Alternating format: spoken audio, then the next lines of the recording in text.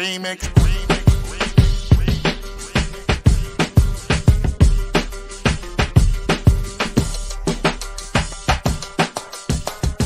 Remix. Remix. Remix.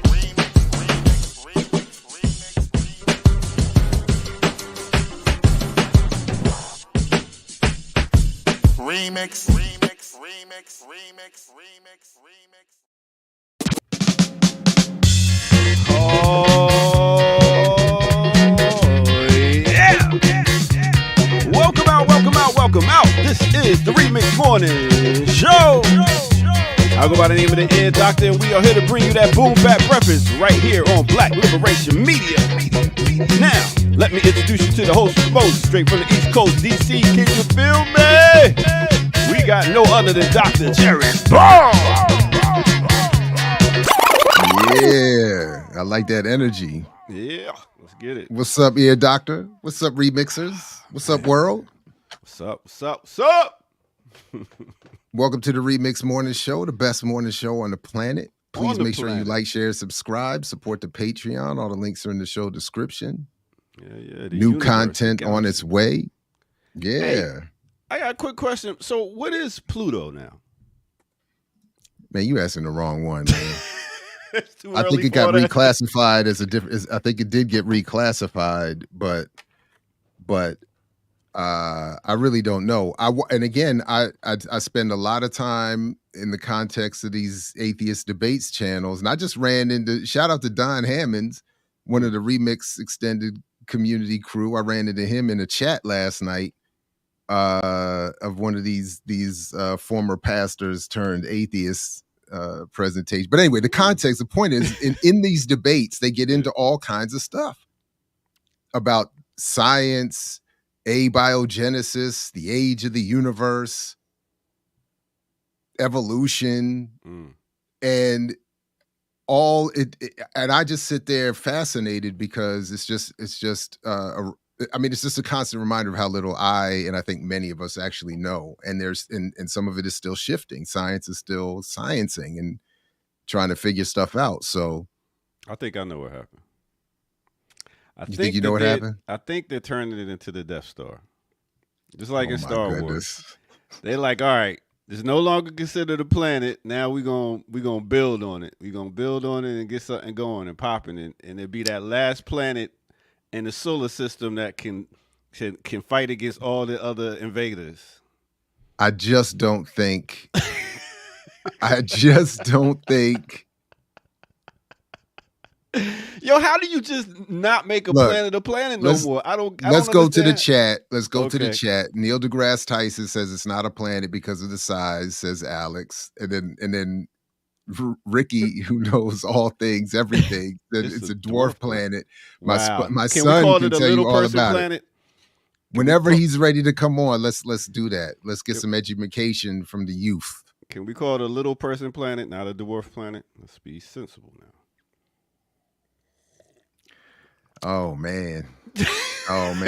But I think, to your point, and again, this is an issue that comes up in these debates all the time because people keep saying, well, if science can ever be proven wrong, it must all be thrown out. And what the scientists keep saying is that's, of course, ridiculous. Yeah. Because what is usually proving science wrong is more science. The point being, you keep testing and retesting, and people keep learning and building on previous knowledge and expanding our knowledge. So it's not that we can't know these answers. We just don't know yet. And in terms of, although not this question, I'm sure there are people who can answer this particular question about Pluto better than I am. But the point still is science is still sciencing. And that, I will say, has become the biggest frustration with me and my mortality. Is that I'm just not going to live long enough to know. I mean, I think, I don't know if humanity's going to make it to figure out some of these questions. We might all be out of here, but yeah. I am fascinated by this question because again, and it just came up again, literally this morning for me. Wow.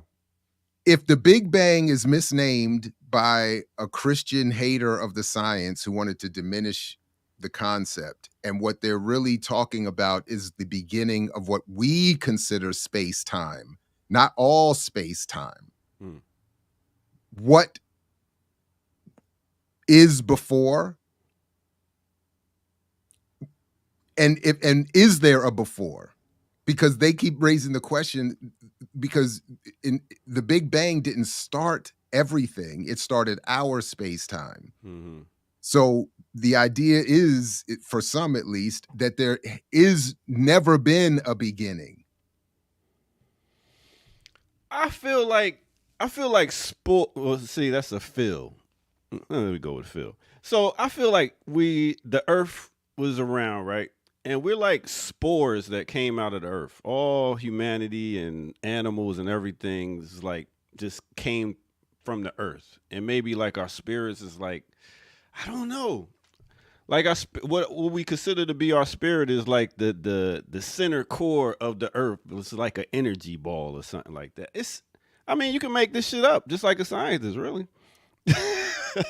But that if you sound a certain that's way, exactly. But see? no. But that's exactly what faith-based arguments and people who believe in religions, various religions. That's often what they say. And what the scientists' response is that no, science is not making anything up. Science is testing and verifying and checking and rechecking. So it's all, yes, there are theoretical, what we would consider theoretical aspects of science. What the word theory means in science is something entirely different. The word theory in science actually means something that is basically a fact, except that they just always acknowledge that there's always room for some sort of more. So but it's one variable. Go ahead, my bad. It's one so variable. Go ahead. I was just gonna say it's one variable we didn't consider. Scientific donors. Meaning what? Let me pay this scientist this amount of money, and then I'll get the result I want. But like, but you know what I'm saying? Because like you think about the olden times, if they discover something and the king was like, nah, we can't let that get out. Those are the ones that be like, yo, this is what the science is now. But science doesn't work that way, and this is what is becoming increasingly frustrating for my novice self. You don't think science doesn't? No, because you would have to. Because when someone publishes data, the rest of the scientific community challenges it. If it gets published, it has itself been challenged. So it would require. So for instance, I watched this guy debunk the funk, and he does a lot of. He's this molecular biologist PhD who does all this. He debunks all the vaccine conspiracy stuff and all this kind of stuff. And one of his major points that he brings up is every time people say make a point that you've made, he points out that, yeah, but those same studies have been duplicated all over the world by other groups of people to prove that, because that's how you demonstrate the accuracy. If you can take someone's claims and then duplicate it elsewhere, that's considered a strong support. So it would require literally paying off everyone in the scientific community, and then everyone who peer reviews that. To say that's impossible, okay, I won't go that far. But to say it's likely and that it makes sense, I can't do that either. Because I have to revert to what they say in these debates, because if we don't have any observable, demonstrable, baseline agreeable facts upon which we can build our world and our civilization and our society, then we really are lost. So this idea that you have people out here attempting to debunk all of science with non-scientific methods, I just think is a major threat. And one of the main reasons why we might not make it to see the answers. Perhaps we're lost in space. Speaking of out of this world, what's up with your man in the background, Prince? I see him. Hold up, wait. Ruben, I meant Dr. Jerabal, as an atheist, is and a lot. Okay, that's an unclear sentence, and it's making an God, inaccurate statement. that's worse than So something I would write. Ruben, before I block you, submit one thing that you can make a claim about me lying about. Obviously, I've made mistakes and can be wrong, but what have I lied about? And please post it here with all of your evidence, links included, if possible, Well, so that we can vet it. I'll tell you who don't be lying around. Kim Brown.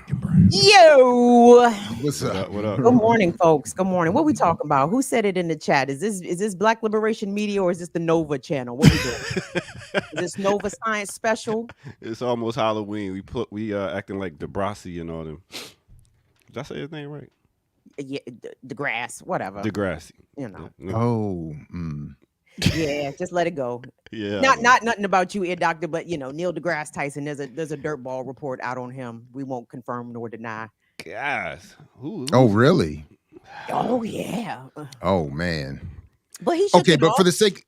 Oh, just yeah, real quick, for the sake of this blocking? conversation, does it mean his science is wrong? That's Yeah. What science is in dispute here? Whether or not Pluto is a planet?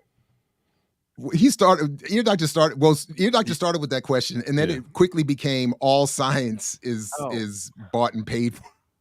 I ain't say all. I just I just said certain things that benefit the empire could be paid for by, they pay the scientists to be like, nah, we're not letting that evidence out. Just like, religion. Just like religion. So, but there's kind of something to that because there's a lot of debunked criminal forensic science that is now considered like junk science, like ear prints, or I can't remember what is something that's been debunked that they used to actually put people in jail for, and now they don't use it as evidence anymore because it turned out to be white people's claims. No, but they still do that. Sorry. Yes. Sorry. Yes, they do. They absolutely do. Because that's science. No, but my point, Kim, was that yes, science does make mistakes, but the point that I was trying to make is that it's science that corrects those mistakes because science continues to evolve and challenge and correct itself and come up with new solutions. So it's not non-scientific methods or unscience that's condemning science. It's science evolving science. I'm just throwing up a little bit of a defense for for science. That's science. it. That's it. The whole. And then we was about to get to Prince being in his background before he was ready to block somebody. Shout out to the God, Prince Rogers Nelson. Well, so in similar to what we've been talking about, I'm going to do a live today at 11 o'clock about this new article. What happened? What happened? You didn't know we do our 11 o'clock? Classic Breakdown is Thursdays at 11. So I'll be on my channel. I can't help that. I'm sorry. My apologies. I'll look at how they make you choose out here remixes. Look at how they make month. Don't choose. Technically programming. Look at the counter programming. It's competitive out here, y'all. Let's go. We're gonna take you down, boy. You know what? We ain't worried about. No. I'll reschedule. I'll reschedule it while we're on the day. No. No, you ain't got to reschedule. We want I don't want to. Nope. We want the smoke, Jared. We want the smoke. It's not. We got different. We got different. We doing the Jackson. So, what Ear Doctor did is a little bit shady. I will say that because this will be the second time this morning that I said I was doing that, including once before we went on air, and you waited till Kim got here. You didn't tell me what time. No, you didn't tell me what time. No. I literally did, but that's okay. That's okay. Oh, why? That's okay. I know it's all right. You got me. I'm going to reschedule, and folks can just stay tuned, or I'll just pre-record it and come back. So we don't. I don't want to do that. Like I don't want. No. I'm good. It's not. It's really not that. First of all, let me just step back and take a breath. None of it is that deep. None of this is that deep. Fact. So it's Jared talking shit on the camera. I can reschedule that. It's not terribly deep. So you're right. I'm good.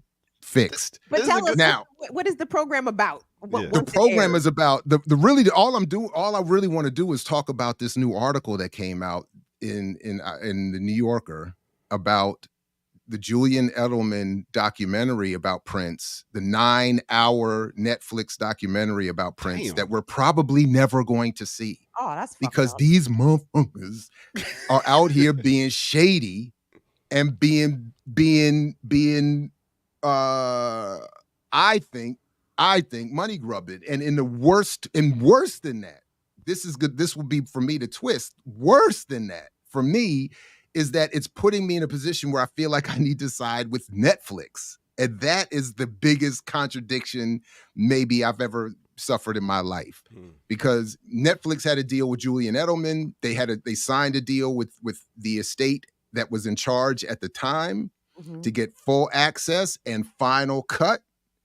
And then a bunch of stuff has gone on over several years, and we're at the point where we're probably at the time of publication a couple weeks ago, we're probably never going to see this thing. That's terrible. I gotta say, And when I visited Paisley Park in 2019, it was the whites was in charge, right? And it made me uncomfortable. Like, I didn't like being greeted by a white person. Welcome to Paisley Park. The white person take my money. The white person take me on the tour. And I'm like, I don't know about this. So the whites are in charge of his estate is my perception. Now, it's a whether or not that's little actually bit true. so they were, then they weren't, then there was more family involved, then there's this brother that's a black man that's involved on some level. It's just not entirely clear who has what influence to stop what. And yeah, it's and the other thing, and yes, Edelman, who did this, is shout out to the Black Jews, did this he did OJ Made in America. Oh, So which is, I think, again, Very one of the good. best. It's incredible. Yeah, And when you read, I mean, because this article is so well written and it is so revealing of what is at least the potential for this documentary, and to give us access to this goat of goats, that unfortunately is not without some controversy. Like, it's like I will say this in the article, it says Questlove, who got to see the cut of the video, of course, because he's the all present Black pop cultural spokesperson. But he said he got to see the whole thing, and he said he went home, called his therapist, and was crying. Oh, damn. Like I forgot the exact language because it was so well written. I'm not doing it service, but yeah, it broke him. Okay. So, and there's a lot, even in the article, it's a lot. I mean, it's so yeah. That's why and then, okay, Ruben, now Ruben's about to get, you called me a liar and you didn't put any proof up, and now you've called Prince as a junkie. I'm afraid, Ruben, you're gonna have to go. I'm afraid. not even put Ruben in timeout. You're not gonna let Ruben think about Well, his I gave him a chance to think about it when I said post the evidence that claim that you have, that you say I'm a liar. Because I mean, I really do. I don't like liar. Don't call me liar. You called me. What did you call? You said some other shit about me. That's fine. But if I'm a liar, you're gonna have to. He called you a habitual line stepper, man. You're gonna have to. No, he said liar. Ruben said liar. Does Ruben have his government up there? Does he even have a photo up there? Why we give a fuck what Ruben got to say? You know what I'm saying? I'm just curious. Because all right, now he said he died a junkie. All right, you got to go.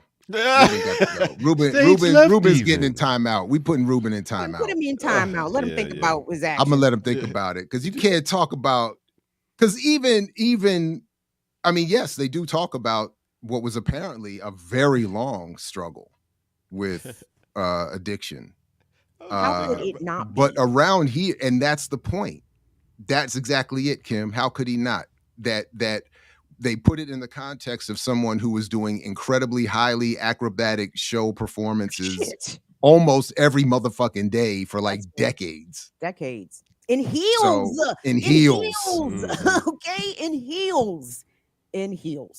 Sorry. So I think he's mysterious. Like, you really want to see this because he's like mysterious, like on the Sade level. Like, you don't really know their life because they're so behind the scenes. So I definitely would love to see that. But with all due respect to Sade, I mean, he is his, and then, I mean, he's incomparable talent wise. So and so prolific that yeah. Yeah. Dope. But anyway, Sade's releasing a new song, says Ricky. That's good news About for everybody time. but Kamau. It's about you. Let's see, we about on year 12, 15 since her last release. Yep, this she right on time, right on schedule. She and D'Angelo, they on these multiple, 10, 15 year cycles. It's starting to, it's a little bit frustrating. Because some of these TikTokers. See this new music. Hope we live long enough. I was surprised Sticks from Dead Prez did that last, produced one of her songs on her last album, that King of Oh, really? Soldier. I shouldn't be surprised. He's I'm a very soldier talented. of love?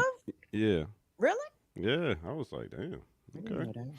Yeah. Stick is in a way a little bit. I seen him yesterday at the Oh yeah, Whole Food, not the Whole Food, but the 7 Under vegetarian type grocery store.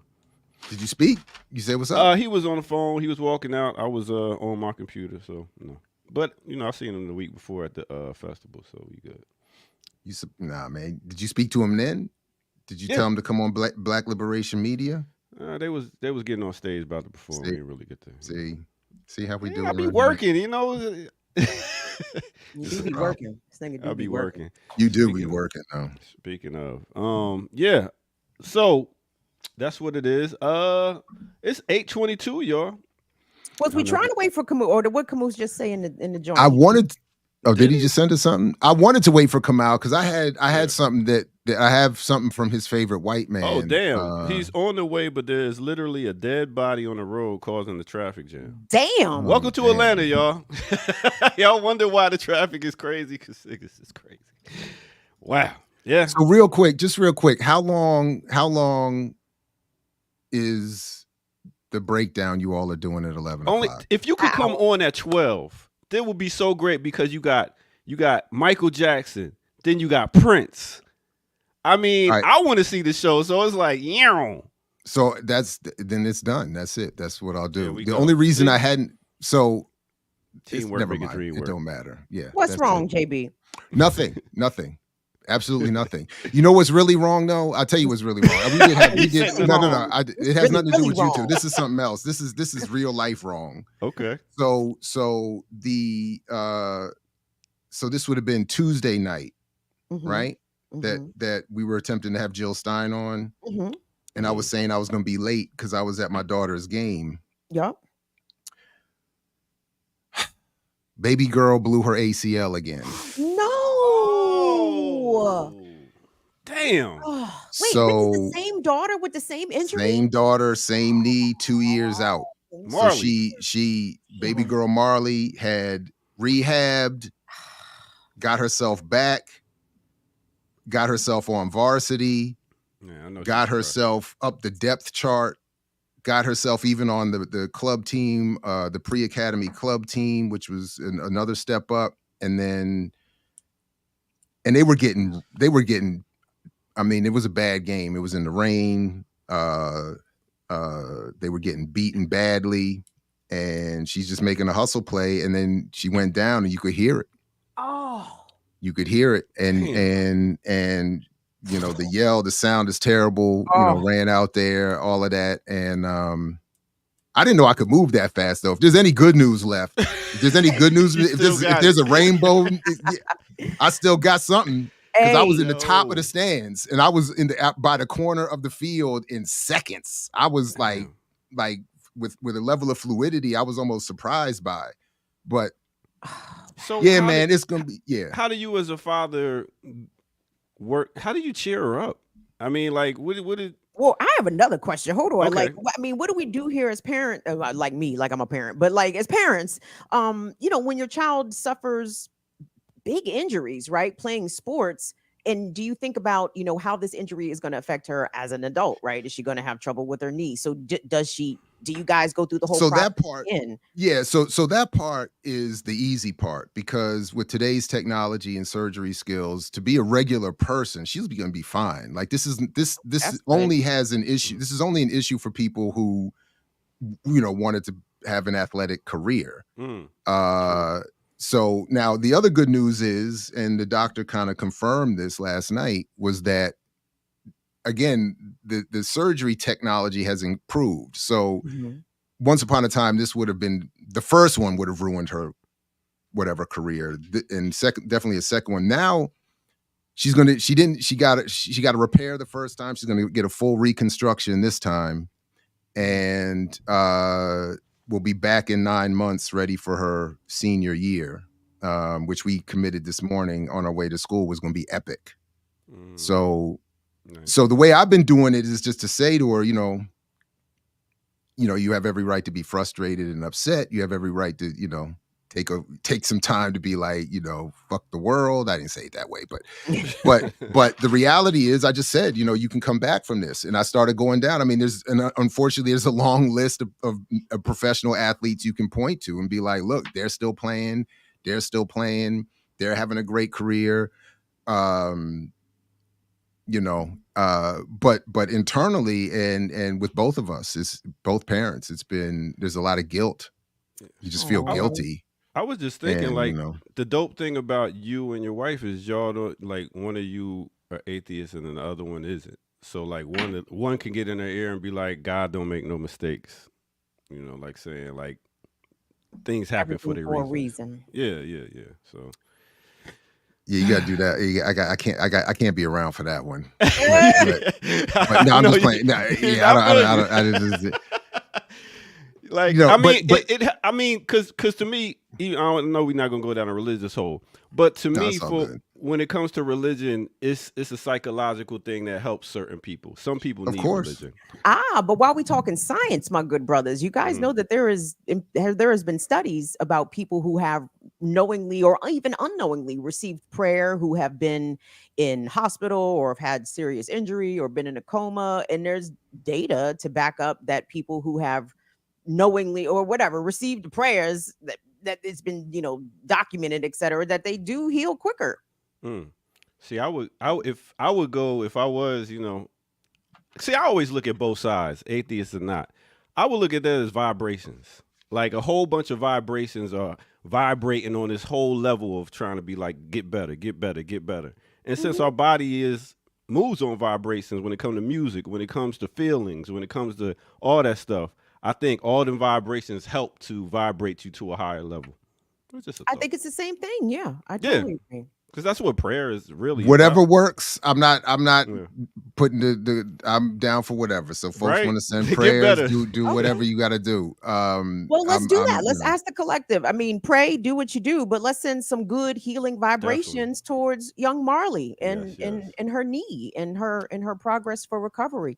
So I do have to say she is a remarkable I mean, her like she's already ebullient this morning. Like I dropped her off at school. She was whoa. We got come on. Hold on. Rewind. What is that word? Ebullient. She damn. I gotta look that up.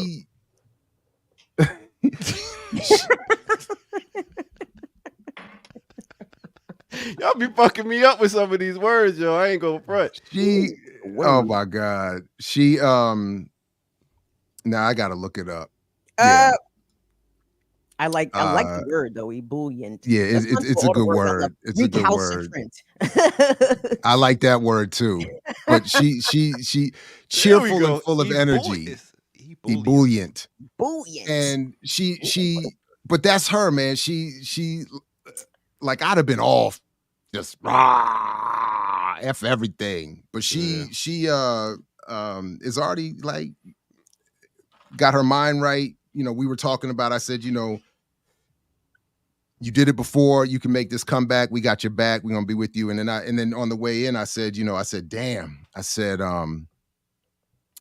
I got to start saving now because I promised them cleats. I promised you when you recovered last time, I'm gonna have to, when you recover off of this one, and I have to get the most update, latest. I was like, I got to start saving now because you about to get the flyest, so she's excited off all of them shits, whatever it is. Speaking of decent fathers, come out, K. Frank. Hey. Aw, thank Yeah, you. Yeah. Even Wow, though, that even was- though, even though you allow Oh, now Geechee inside your house before me, And didn't around your show up. children. I You were know. supposed to show up though. You didn't show up. Did I get an Oh. invite, address, or anything?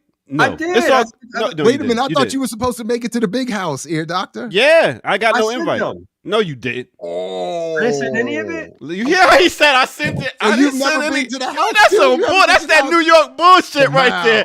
I can't remember That's these that things. I thought that's I that sent Brooklyn it. Wow, shit. it's grimy. That's that I thought Brooklyn I sent shit. it. I thought I I sent sent it. it. I'm gonna check. No, No, you no, they gonna don't come need over to for check. dinner. You gonna come over for dinner? Look at him But he sitting- wants you to cook dinner. He wants you to come over there in service of his family, doctor. Don't go for That's that. some You be a shit. guest. You a This nigga guest. sitting all gonna on the show- couch, feet up in the air. It's gonna be like coming to Whose America. feet He's was gonna in hand there? you He a was vest. there on business. He was there on business. Oh, that's the only way people get to y'all. I get it. There's some He's gonna hand you a vest and put you behind the bar. He probably ain't even beat him for Exactly. doing that commercial. He gave him a CMB shirt and was like, "Thanks, get the fuck out of here." You go now. Word. It's getting late. That's how you do it. Right? Oh Mm, man, what you doing tomorrow? Yawning and shit. Oh. What you got Places planned to later? go. Well, I don't want to hold you up, so you know. Damn. Ooh, Ouch. y'all. I just had to funny. get How that you off. feel? You all right, Kamal? You had a little experience, a tiny bit of trauma this morning. Wasn't trauma for me. I was alive, so I just had to make sure the kids didn't. So I'm sorry. So on my drive to school, it's like a major two-way intersection in Atlanta called Memorial Drive. Apparently somebody got hit and they were a goner. Yeah. So they recovered, the sheet and all that. Luckily, the kids, were had their heads down at the time. So but it took a while or whatever. So. Yeah. Thanks for bringing the mood down. Sorry about that. Yeah. No problem. Damn. I did have the bad New York attitude of like, can they just move this over just a little bit? Wow. You ain't- I did. He I wanted did. to honk his I stopped myself. I don't think I should tell y'all that, but I did. Yeah.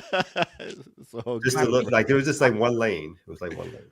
Oh shit. I love it. All right. So I guess it's So- break time. Well, go Oh ahead. yeah, we'll take a break. Take a break. Let's take a Yeah, break. yeah. Let's do a quick break and then we'll come back with some more of stories from the host of Remix Morning Show. Let's go. Ooh. Remixed.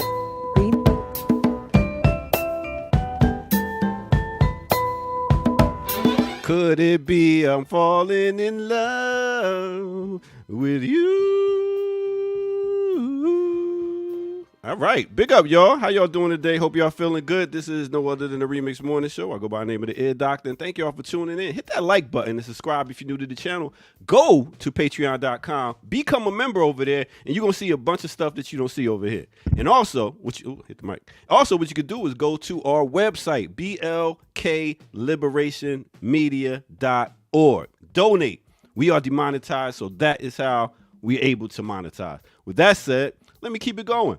All right, so let me take you into the halls of music and do a nice little spotlight on, what would we say, one of the greatest producers in music.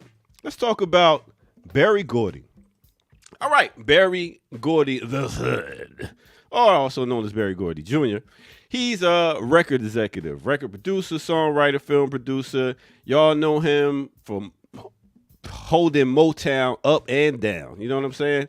He actually was one of the highest earning African-American businesses for decades. He got on by writing songs for Jackie Wilson, Lonely Teardrops, That's Why, and Miracles, Shop Around, and Do You Love Me? By the Contours. So many different people he wrote for and worked for. Even we talking about putting out the Jackson 5, which you should check out, quick plug, at 11 o'clock here on Black Liberation Media. And he also wrote I Want You Back and ABC, in case y'all didn't know. Dude has been doing it for a while. He's inducted into the Rock and Roll Hall of Fame in 1988, awarded the National Medal of Arts in 2016, and the Kennedy Center Honors in 2021, and inducted into the Black Music and Entertainment Walk of Fame. So he's straight from Detroit. he wound up going down to Georgia, getting into the military, getting out, and then that's when he was like, okay. Him and his siblings started doing writing music and stuff for different people. One of his first things he did was a song called Reti Petit. And that was something that blew up in the UK. And when he got back and it was like, all right, well, let me do it here. He started off with Tamla Records. And then after he started working with Smokey Robinson and all them, then he merged with Motown, and then they came out with the Motown label, and all types of stuff started dropping. He did that for a while, blew the scene up with so many different people, then went out to LA and started getting on the whole movie tip. So you talking about great movies and stuff he did? Let me tell you about him real quick. You got Lady Sings the Blues, produced that. Mahogany, The Bingo Long, Traveling All-Stars and Motor Kings, and yes, The Last Dragon. He also did that.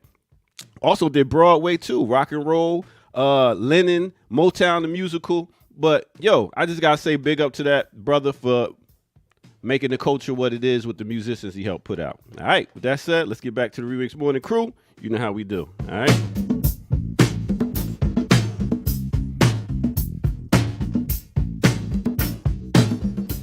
Yeah. Great movies. Last Dragon?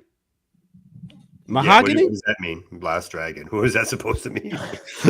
You said Last Dragon, like that meant it was. That is a cultural phenomenon to this day. It's a classic for what it was, but it wasn't like a great movie. Leroy. Exactly. What? Yeah. What is that? Like Oscar-winning material? Or yes. Like oh my god. Daddy Greens with a Mahogany, pizza shop. Come on, man. Was He Mahogany inspired really me to good? have a pizza shop. Go ahead. Oh, but you were selling drugs. That's different. Was Mahogany the one where he did the handshake? You gonna shake my hand? You just gonna Billy let my D. That was hands Lady fall Sings off. the Blues. That's Lady Singers. But that was also Barry Gordy, right? That was also Motown I production. think so. Yeah. Listen, man. Do you know where you're going Going to? to. Do you like the things that life is showing you? Did you know he wrote ABC and the No, other I joint? did not know that. Yeah. I'm not convinced he didn't did know write that. it. I thought a lot of those Jackson 5 hits was Holland Doja Holland. I thought ABC and I Want You Back was amongst those. Were they name on it? Did he? Holland Doja Holland, yeah. Was their name on that song though? That's a good question. Ear Apparently Doctor not. says no. Ear Doctor says Barry Gordy wrote the shit by himself. Did he? I- Did he? I I did. I believe didn't that. say by itself. I Does said it say he wrote it, or does he say Officially. he owns it? He wrote it. Officially. Yeah. Definitely owns it. Okay, He definitely owns it. so that's what I'm saying. That's the distinction I was looking for, though, because if he owns it, doesn't mean he wrote it. And I thought he was known for creating not the art itself, but the machinery, so to speak. Mhm. That's what I was surprised. I was like, the damn. factory settings for production of so many good artists. The And house is really small too. Like if anybody's been to the Motown, whatever, it's like I've been amazing. outside of it. I drove past it. Or walked. I think we walked past it. It's very small, and you're like, Yeah. wow, you're just in a regular neighborhood. Yeah, in a regular house. It's Yeah, like in a all regular that- they house. built Like, that damn, shit all out, this was going on here, and these people Wow. live like right there. Wow. Like, you got a house right there. Yeah. Mm. Somebody they're like, turn that music down. Right. I know somebody was mad and shit. Turn that all shit night. down. Yeah. Was I mean, not to say all birds of a feather, but maybe was Barry Gordy kind of like the template for the dirtbag record mogul that certain people who are sitting in federal jail this morning, did they maybe emulate a little bit of his work ethic? He was known as a wild boy, right? Didn't he have a baby with Diana? And he Oh was yeah. Mhm. yeah. Mhm. Yeah. I don't know Yes, what several levels babies. or whatever. I'm sure He was married and divorced 3 times. He has 8 children with 6 different women. Ah, damn! Remember he was busy. Yeah, I mean, he's a man of town. Every town, lots of Yeah. towns. Apparently, he's a man of a lot of towns. Yeesh. Hey. Hey. All right. So that is your artist spotlight for the Diddy day. too. Don't Diddy got a rock of kids by like 6 broads?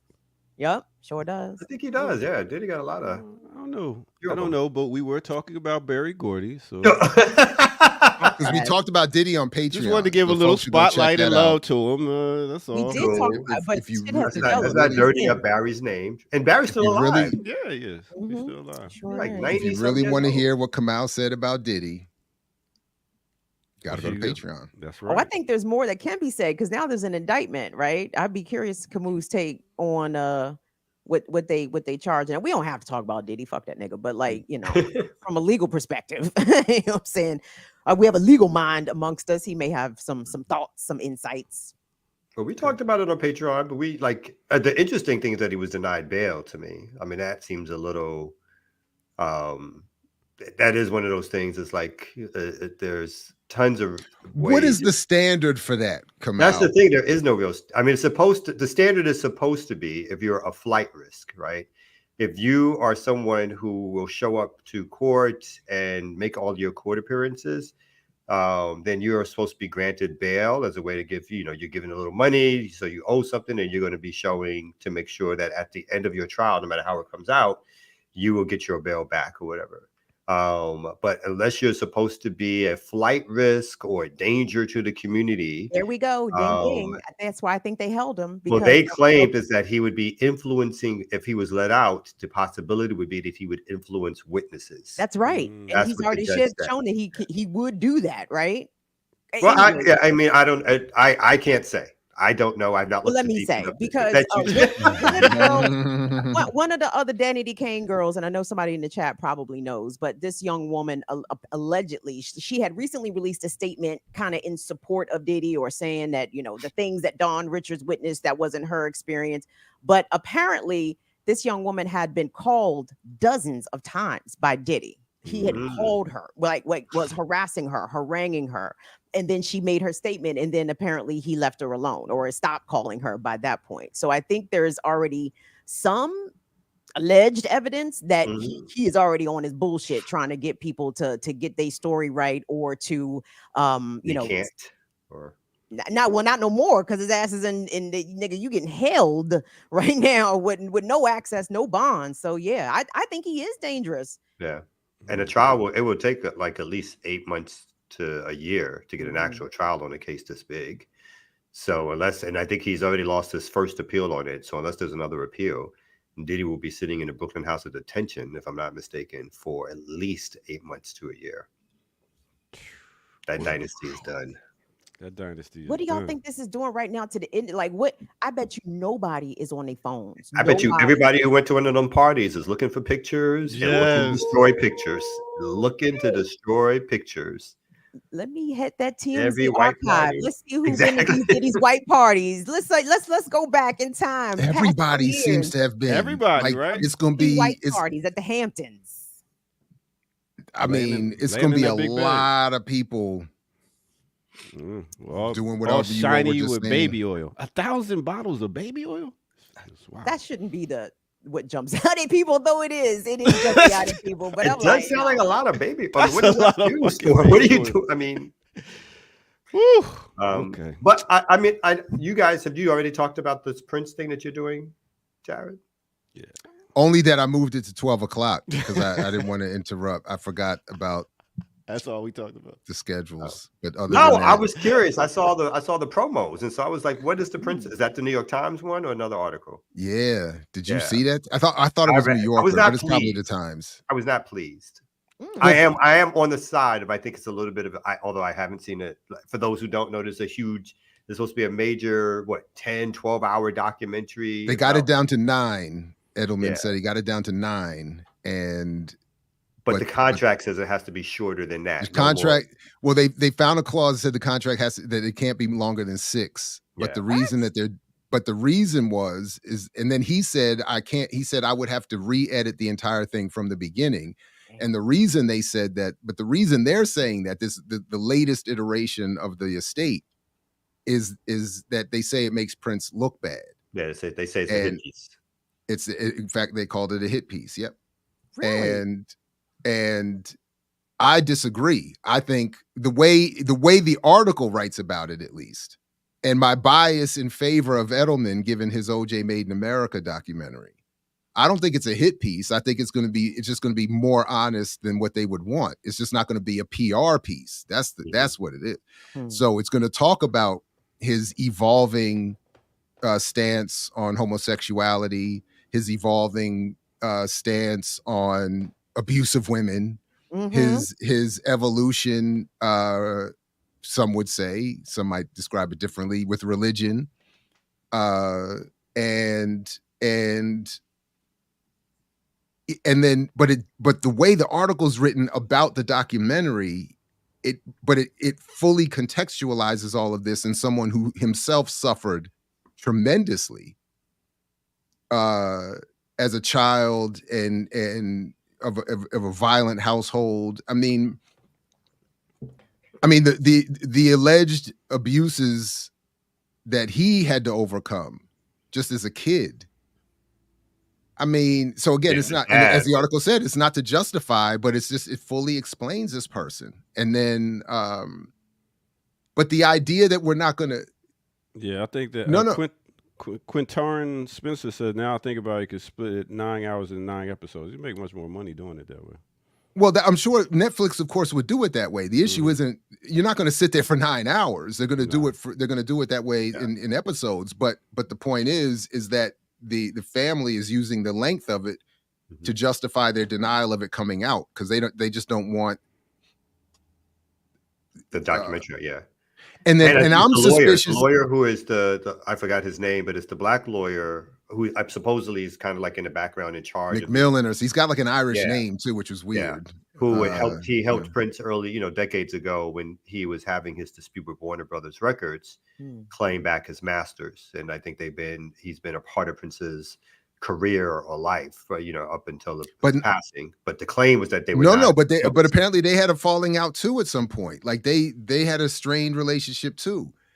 Anyway, the way I read it though, he's trying to protect the PR and try to protect the value, and that they feel like this would hurt the value of Prince's and the contradictions of Prince saying the other one was him being publicly anti-drug, but privately addicted apparently to the painkillers because of all I guess the moves in his career, like the splits with the high heels, jumping off of pianos and all that kind of stuff. Like, so he injured his I think his back, and kind of lived like the last part of his life in a lot of severe pain, and got addicted to meds, which of course is the cause, I guess, for his ultimate demise or whatever. And so I'm interested. They say that this is how a lot of his later performances ended up, with just him and a piano, which I am pissed that I didn't see. I would have, oh my God, that would have been amazing. Because even the little snippets that you get on that from 1983, Mike and a piano on. But that was his last tour. His last tour was him and his piano. And it was I wish I had seen that. And I know people that went to that show. Damn. And they said it was phenomenal. Yeah, absolutely. I think I saw him twice with the full band, and I think this would have been better. I think this would have even been better, because even in those performances, when he would just sit down and give extended intros to Purple Rain or something else, just him sitting on a piano, like it's bananas. Yeah. And then the story behind, there's all kinds of, we could do the show right now. The whole the story behind Guitar Gently Weeps.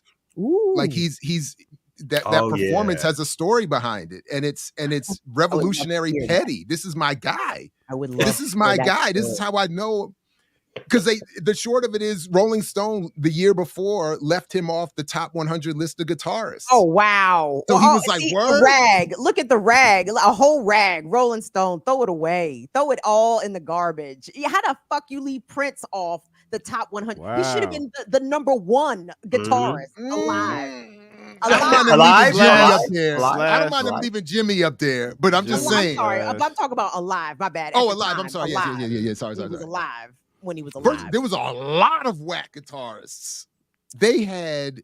Oh no, that was a more recent have one. I was Lenny say. up there. What? Lenny who? Are you out of your mind? It must be a whole nother Lenny. What about Tito?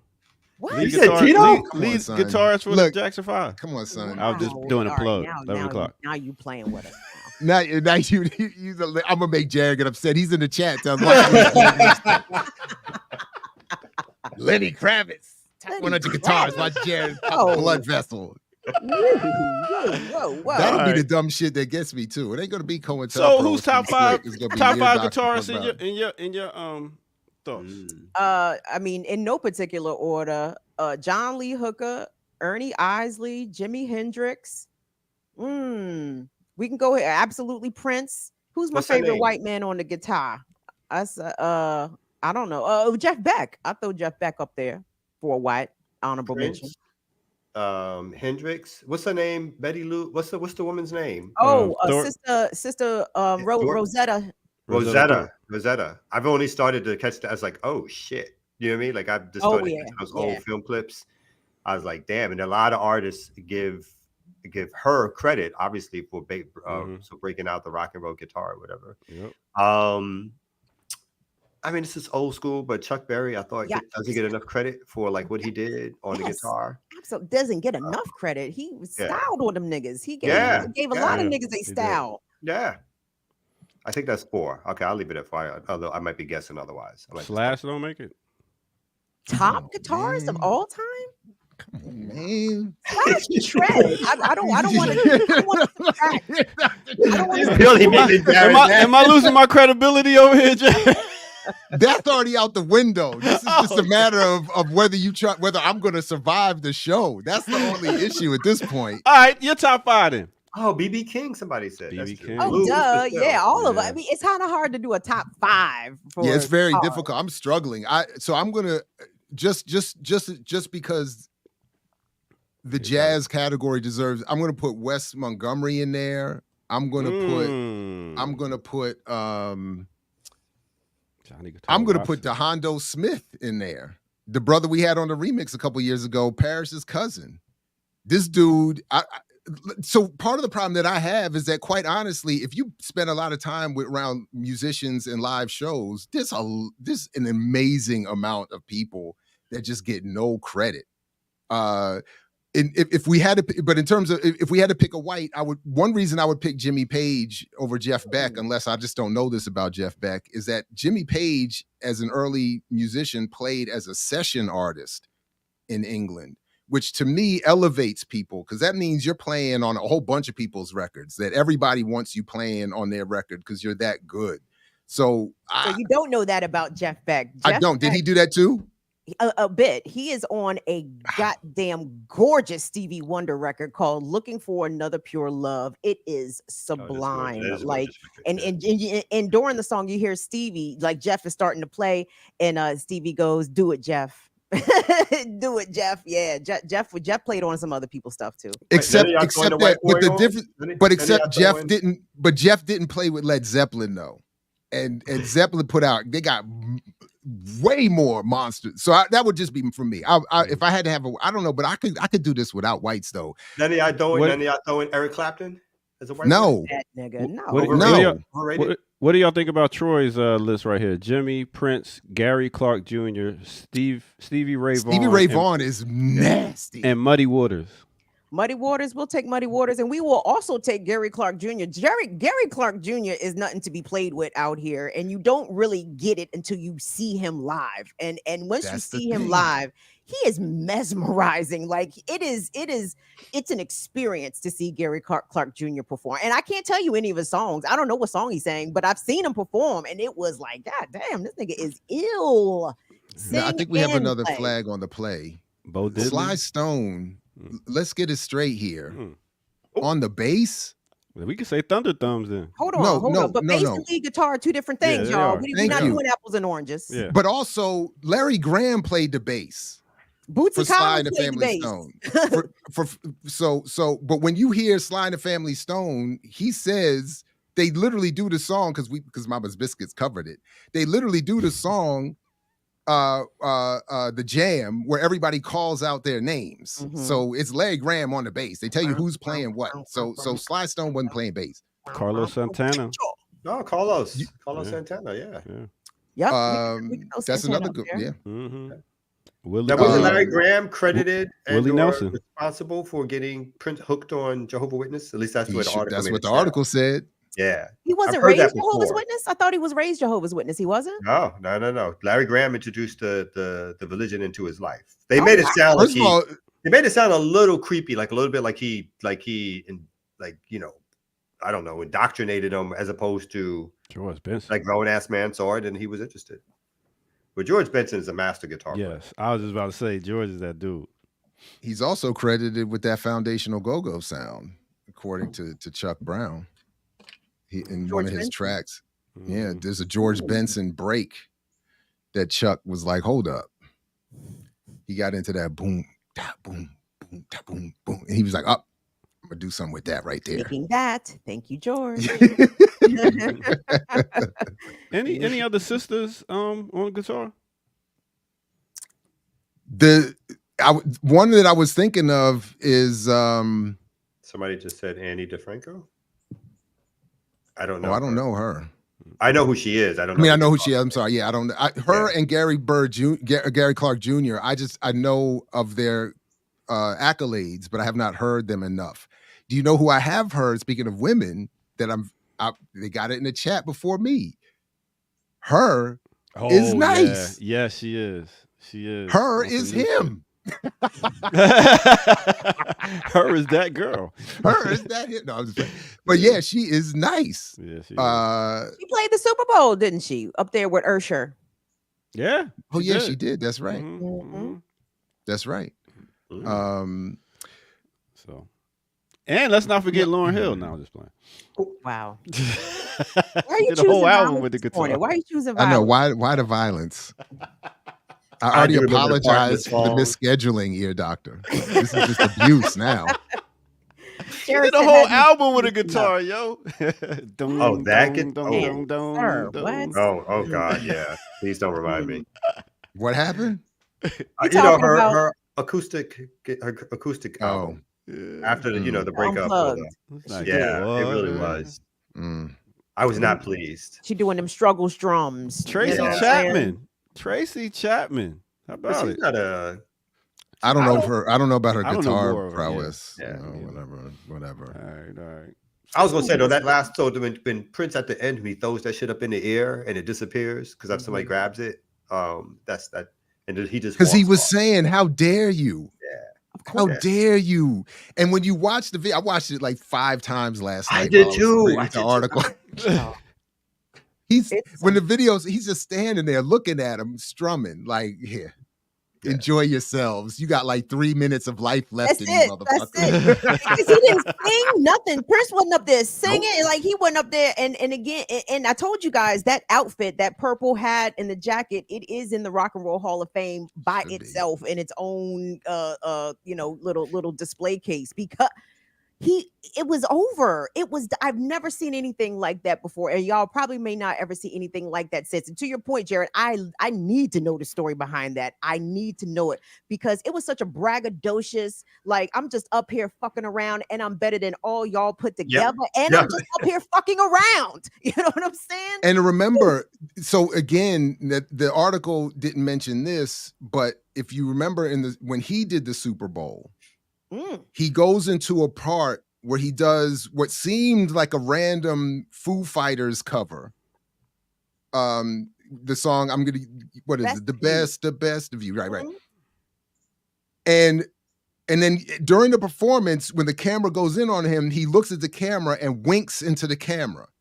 Come to find out, he did that because he was letting them know you covered one of my songs without permission. And I don't play that shit.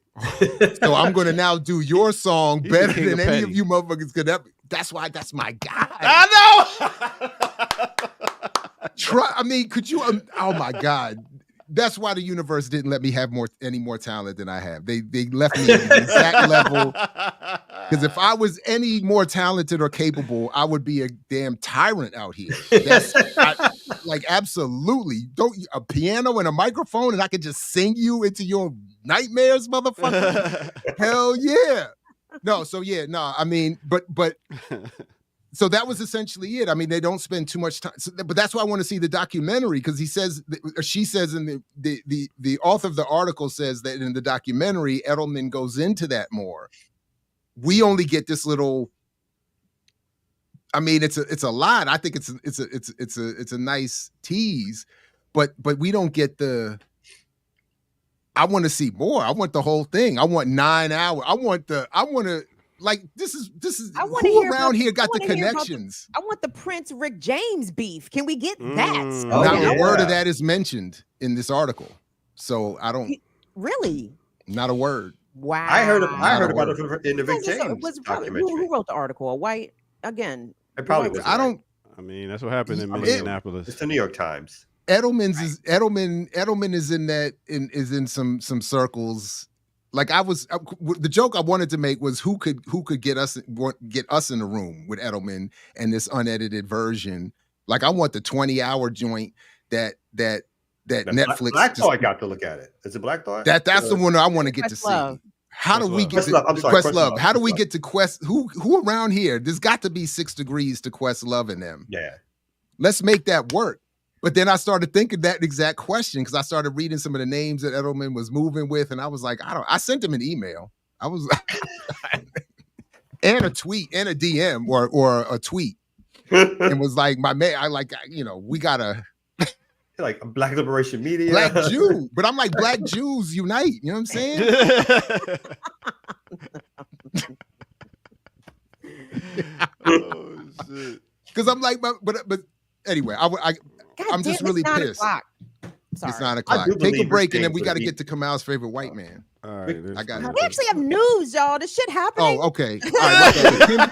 Kim did send me an always email. do. Kim sent me an email. I got the email. We could do the serious shit. I Right. you know. That's it, you know how we do on Thursday. We get to it when we get to it.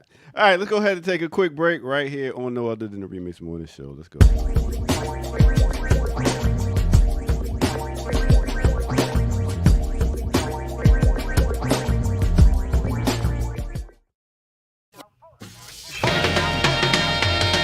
Remix on the remix, y'all. Right here. Let's do it.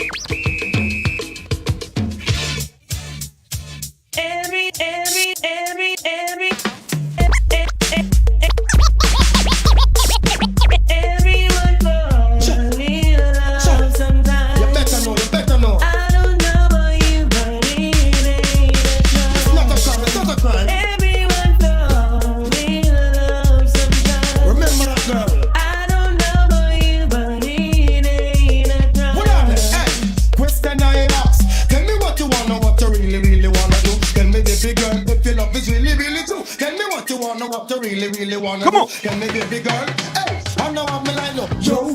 If you really love me, let it flow. And if you don't love me, let me go. What in the road, boy, I let you know that. Everyone falls in love sometimes. Let's go.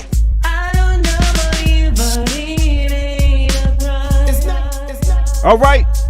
Remix on the remix. Let me take you to a time and place. Let me take you back to 1986 when we talking about the Beastie Boys, Licensed to Ill. Name of this song is Hold It Now, Hit It, mixed with a little bit of 2001.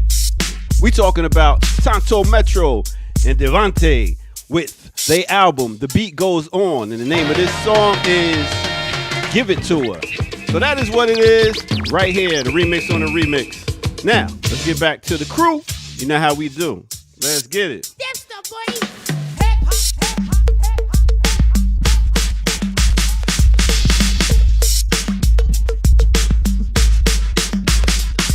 One of the hardest beats ever. Oh my Why do I God. think that Tonto Metro and Devante is older than 01? It feels very mid 90s to me. Late 90s. Anyway, I could be wrong. It's fine. That was a good mix. Thank you, Air Doctor. Appreciate it. I know you hate it, Kim, but I hate to love it though. I like it, and I'm mad that I like because I don't like mashups. But you're the only one that does them good, to be honest. So I appreciate it. I keep keep working it on up. it. All right. Well, let me let y'all get to some news. I'm out. Thanks. Hey, remixers. Sorry, it turned into classical breakdown here for a second, giving you all a preview. But it's actually the Thursday edition of the Remix Morning Show. Full crew in the house. We got J Rod, we got Kamal, Ear Doctor, Kim Brown. Big up to all of our comrades. What's up, Ricky Ryan in the chat? Jacqueline Lukeman, L Dub, LJ. L Dub, LJ Dub. You know what I'm saying? That's anyway. But thanks everybody for joining us. Engage with our stuff. Like it, love it, subscribe to it, share it, comment under it, chat amongst it. We appreciate you guys and all that y'all do here and elsewhere. So thank you all so much. blkliberationmedia.org, patreon.com/Black Liberation Media. If you want to do the material support, we will always take it. And thank you so much for it.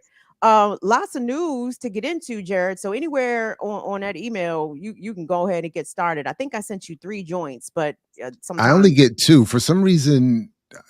I don't know if it's my emails limit these deliveries. I don't know, but I only got 2. So I'll start with the first one here, which is from that's going to be from Status Status Coup. Coup. Status Coup Mhm. News. So there was protests outside of the metro and the subway station in Brownsville, Brooklyn. This was after NYPD opened fire on a crowded subway platform, injuring 4 with gunfire. Why? Because they were chasing a man down who allegedly jumped the turnstile, a grand total of $2.90. They opened fire on this person. I'm not actually sure what the latest condition of the person, multiple persons who were shot, including one NYPD who was shot by quote friendly fire. Okay, these niggas shooting at each other. Jesus Christ. So but a bystander was seriously injured, critically wounded with a gunshot to the head. A 49-year-old man who was just minding his fucking business on the platform when NYPD's subway safety unit decides to come and make everything safe by opening fire amongst a crowded platform subway in Brooklyn. So protests came out last night. I believe this is the Sutter Avenue subway station. People came out. So this is from Status Coup News. Photojournalist John Farina was on the scene. So let's take a look at what happened. Is there? This is just. Was there a specific moment you wanted? Because otherwise, it's just. I mean, we can Ear Doctor allow us not 60 to 90 seconds of some protest scenes. We don't have to watch it in order. I guess you can skip around if you want to, but they was out there is the point. I wanted to show y'all the amount of people that came out. Somebody taking a headshot. What happened here yesterday? Listen, well, the only thing that we can say for sure is that 3 people were shot by NYPD, and we got lives. That's all we got. That's all we got. But that's enough for black people to say we're not going for that. Good pick. Make a fare free, right? Make it free, and it's not an issue. Subsidize it with the billionaires in New York. I mean, whatever. The motherfucking NYPD budget. They don't need $10 billion or whatever the ridiculous amount that NYPD get, because look at what they spend the money on. They spend the money on these fucking cowboy dickheads who are armed to the teeth, who think that it's their duty to make the subway safe, that somehow someone not paying for a subway fare is making the subway unsafe. So take it right out of their budget. Make all the public transportation free and take it directly from the police, because look this is what they spend their time doing. Marijuana is legalized, so they can't fucking bust niggas for smoking weed no more, right? And now this is what they choose to do, chase down people with guns and tasers simply because they don't pay the fare. Oh, and by the way, the alleged knife that the alleged suspect allegedly charged that police with, can't find a knife. Where the knife? Who lost the knife? Where the knife go? Because they these niggas be lying. They lying. Yeah, they just busting shots. Like, imagine that, like over a fare, because I didn't pay a fare. Guns are drawn and bullets are shot because you didn't pay a fare. That's again, like it's just a criminal ring. And in fact, they're trying to justify it with suggesting that somebody had a weapon. I mean, it's ridiculous on its face or whatever like that. I mean, and they don't even allow you. There was a movement a little while ago to have said swipe it forward or something like that, where you would pay somebody else's. They made that illegal. So I can't even pay for somebody if I want it with my own money. That was something they outlawed, that you cannot pay for somebody else. Like this is strange. Like here you go. It's like that you can't do. It makes no sense whatsoever. I think we should just go full Black Mirror. And if we're not implanting chips in our heads, at minimum, you have to, if you want to have a working cell phone, you have to download an app that is connected up like the Israeli beepers.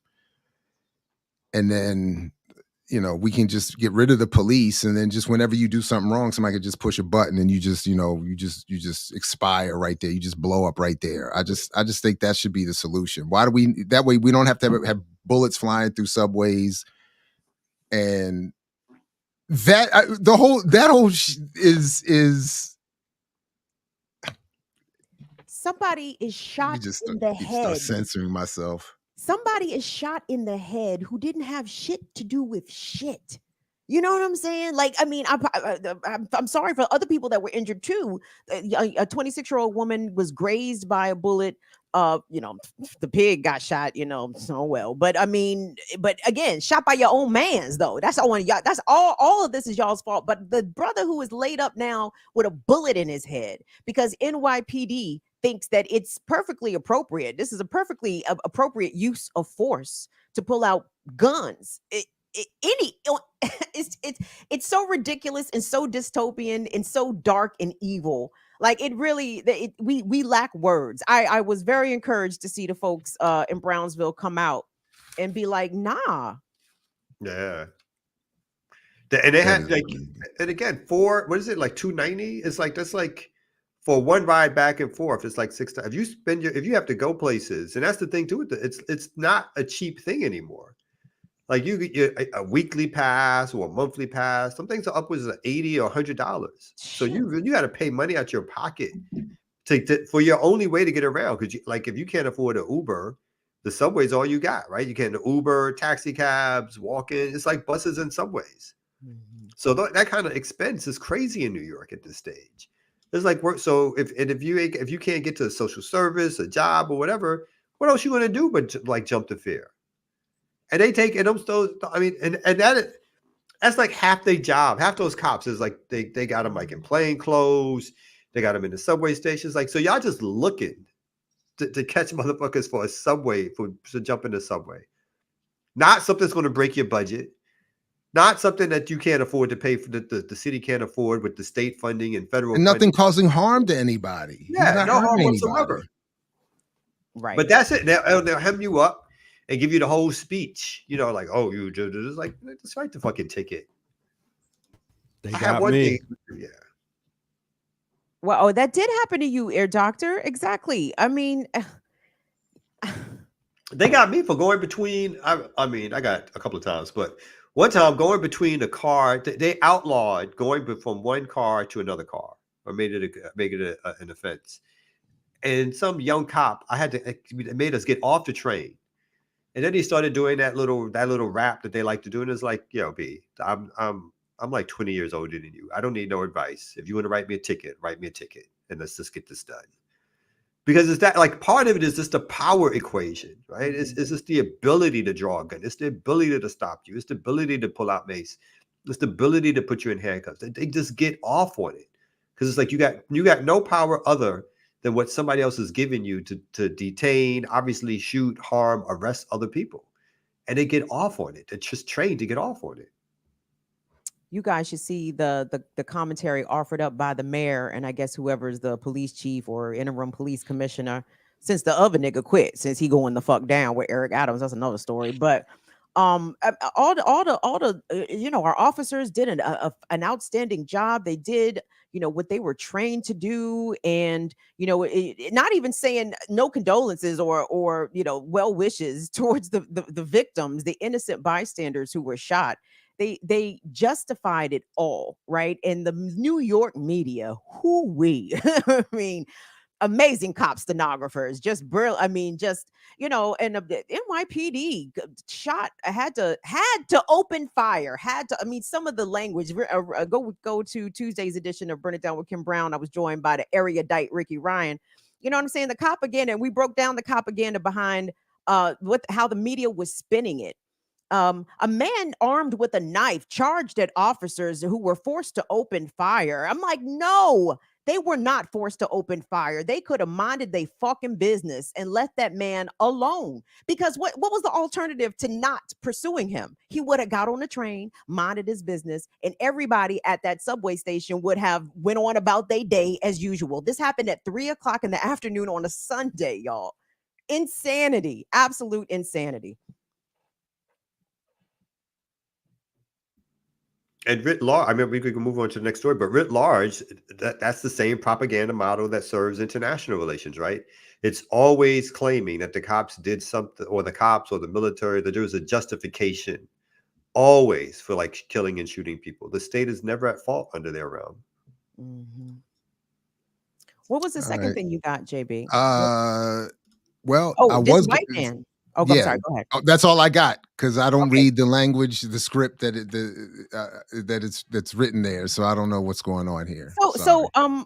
he said you don't read the language. So I think there was a meeting, and let me, I'm not of the European Parliament, and this is one of the representatives from Poland to the European Parliament. Now I'm not clear. He's about to shout out in a very awesome way. U.S. Secretary of State Antony Blinken. I'm not sure if Blinken was present, so I'm not sure if this was actually said to his face, but it was said. So go ahead and run that, JB. It's quick. Blinken, go home. Go home as soon as possible. Get lost. Get lost. We don't want you here. We don't want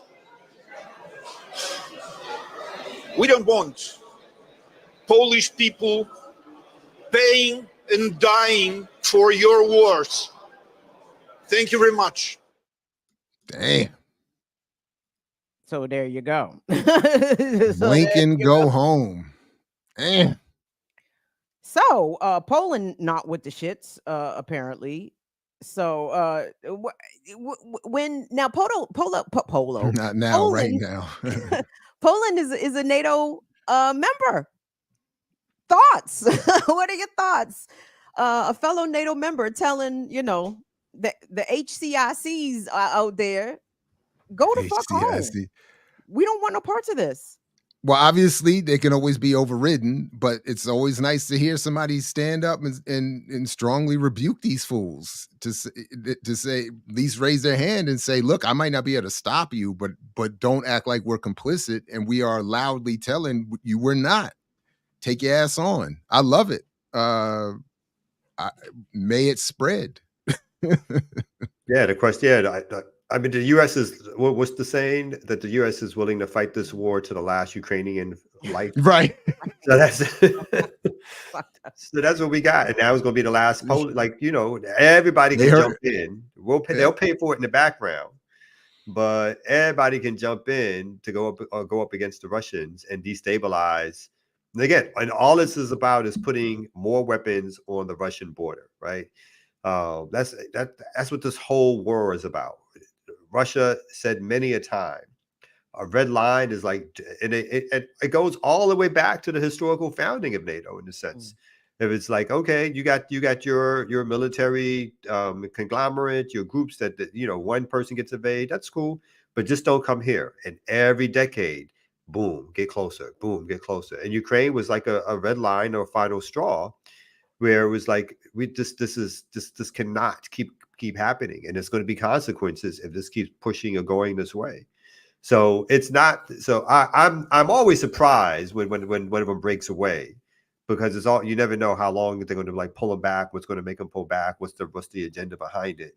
But I continually just think that we're in this tumultuous period, particularly both domestically and internationally, where the empire. I'm not at the stage of claiming it's coming undone, but there's definitely so much pushback, whether or not that's on the continent itself in Africa, so-called Middle East, Asia, Europeans themselves, who are like, again, you're using us to fight these wars. That the empire, which is a worldwide empire, cannot plug every hole. And so we'll see what's happening here militarily speaking, and then that's going to translate into some of the stuff that's happening with BRICS and the economic issues. So I just think we're in a real interesting time period around what's going to be happening internationally for the next decade or so. Very much so. So Poland sits, I think, strategically betwixt Ukraine and then what borders Poland on the east? I don't know. Is that Germany? Maybe. But you got to go through Poland to get to Ukraine to get to Russia, right? So the Polish representative here saying Blinken go home. Now, whether or not he got the juice or not, I don't know. but if his rhetoric is to be believed, I mean, strategically speaking, that Poland would be very important for a NATO route to get to Russia to go to the Russian front to fight. And if Poland is like, nope, y'all can't run that shit through here. Y'all gonna have to run that shit somewhere else through Macedonia. I don't know. But like, I don't know. I think it's going to be interesting because I think also, do I have this right? Did Spain halt some sort of exports to Israel? I can't remember if it was coal. I know Colombia halted their coal or did something with the coal, but I think Spain also has done something to say that they're not giving certain supplies, whatever, to Israel. So it's like it doesn't seem as though the West is 100% united on all of these different wars that the United States and Israel, I suppose, are trying to accelerate and make hotter. Yeah, I just put up a map real quick to say, like, so Germany is to the west of Poland, Ukraine is to the east, Lithuania, Belarus. So all these nations. So yeah, I mean, in Germany. Obviously, part of the issue is Moscow or Russia, I guess for Poland getting closer or whatever. So none of this had to happen. This war did not have to happen. I guess the latest I heard is like now there's been over 1 million people killed. Damn. Total on both sides, whatever. So none of this had to happen. This was a war of choice by the United States and NATO allies. And some of it obviously is meant just to tie Russia up, right, into a military quagmire. But this also allows for Russia, China, Iran, other places to foment their own access or just to be more in unity with each other, both on military and economic means of pushing back the West. And so this war is not necessarily going as the West has expected it to go. Russia is not given any signs that it's not going to keep pushing and look for a settlement, which basically means there will be no NATO in the Ukraine. Mm-hmm. Damn. I think I sent another story. You did. It. Let's see. Remixers, are y'all liking the video? Please show us. Thank you. Thumbs up on Joints Remix Morning Show Thursday edition.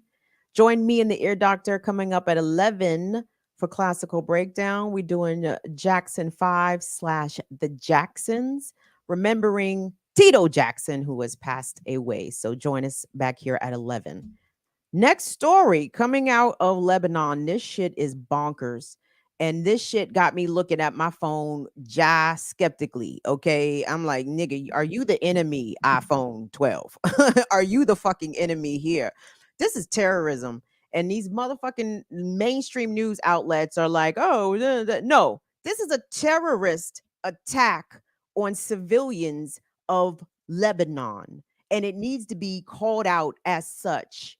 If Russia did this to people in Ukraine, if China did this, if Iran did this, it would be leading the news like this is the next step in the war on terror. They have accelerated but now niggas on TV is shrugging like, wow, this shit crazy. No, it's terrorism. Terrorism. This was a terrorist attack on the civilian population of Lebanon. So anyway, let's run the Al Jazeera package.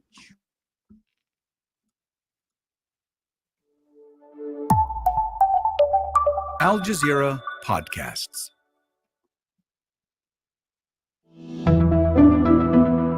Today, the dust has not settled after a wave of pager explosions across Lebanon. Local media reports say the pagers simultaneously exploded across the country after being hacked by Israel. Reports indicate that U.S. officials have confirmed Israel was responsible for the attacks. to which Hezbollah has vowed to respond with their punishment. So how did it happen? I'm Malika Bilal, and this is The Take.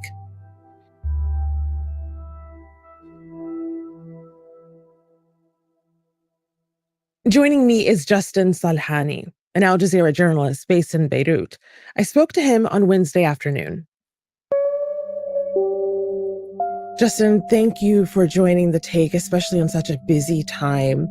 As we speak, there are reports of new explosions going off in Lebanon. Paint a picture for me of what's happened there over the past 24 hours, because videos show these sudden blasts going off in grocery stores, a market, a convenience store. What's been happening in the streets, in the hospitals? What have you seen? I mean, the initial attacks caused just kind of chaos and panic. I had a friend tell me that he got a phone call and somebody told him, panicked that people are shooting and they don't know where from and they're hitting random targets. So at first it wasn't super clear. And then, as the news started to roll out, it became evident that these were pagers. Hezbollah has called it one of the biggest security breaches since the group was formed.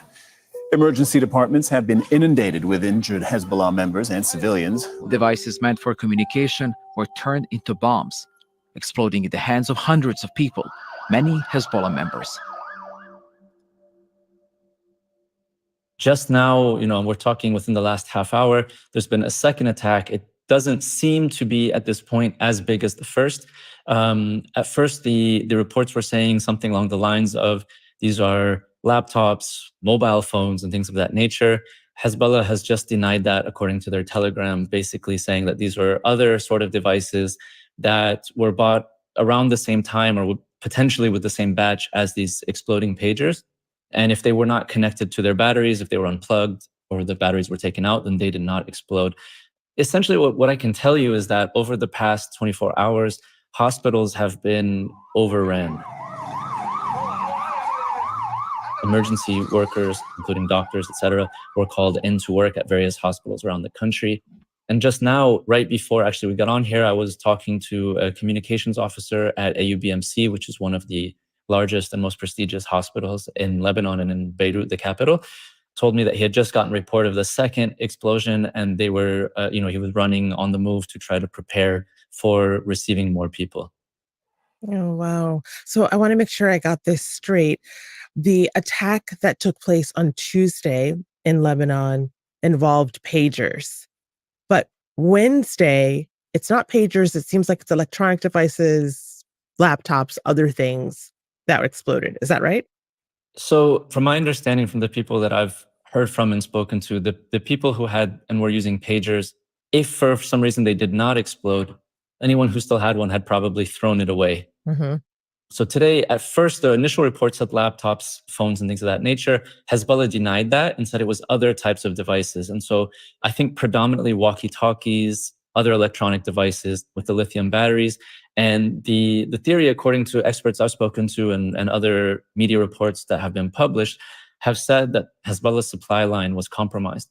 Of course, we haven't mentioned this yet, but Hezbollah blames Israel. So does the Lebanese government. Hezbollah has vowed to respond. The Israeli government has not made a statement yet on this event, but I think that's where all eyes are looking at the moment. So I think we have about a dozen or so people that have been killed. Thousands were injured. Oh, I think the number I heard was over 3,000 so far have been injured by these exploding phones, these exploding devices. And while even Al Jazz says there that most of the people who had these exploding devices were Hezbollah members, they were not exclusively that. And people who were just in proximity of these devices, who not Hezbollah at all, in the grocery store, in regular places, soft targets, right, as it were. Lots of two people children were killed, injured and maimed. Yes, no, two children were killed. Killed. As part of the yeah. So, I think it's and then the compromise. Hezbollah was compromised by thinking that it was buying these pagers apparently from a Taiwanese company, and Israel basically was behind the scenes, the ones who manufactured the pagers and put the small explosive devices within or explosive materials within the pagers, and then had a setting where at a certain time they could detonate it from from other places or whatever. So in some ways this is Israel kind of bragging that we can get to you any way we want, or and like you said, it doesn't matter if you're a civilian. They didn't care who you were if you got the pagers. The idea was that that they could get to you, whatever like that. It doesn't change, on the ground. The dynamics between Hezbollah and Israel is Hezbollah as a resistance force is not it's not shrinking because of this or whatever like that. But this was just a way of showing its quote unquote ability to reach the axis of resistance. And of course it has that ability because it's supplied by the biggest warmonger in the world, the United States, with all the technology and information and resources the United States has. So of course it will always, or most likely always, maintain that dominance in terms of the technology dominance in terms of the weapons made and manufactured, and even the ability to reach places in Iran and Hezbollah members or whatever. But the axis of resistance continues to go on. And in fact, if you look at the time period, like the last 20 years, the axis of resistance has actually just gotten stronger. And so these these ways of trying to bring down morale and again show that it has some sort of superiority weapons wise does not change the facts on the ground that Israel is currently surrounded by the axis of resistance, which is willing and ready to defend itself as Israel continues to try to colonize not only all of Palestine, but other parts of the so-called Middle East.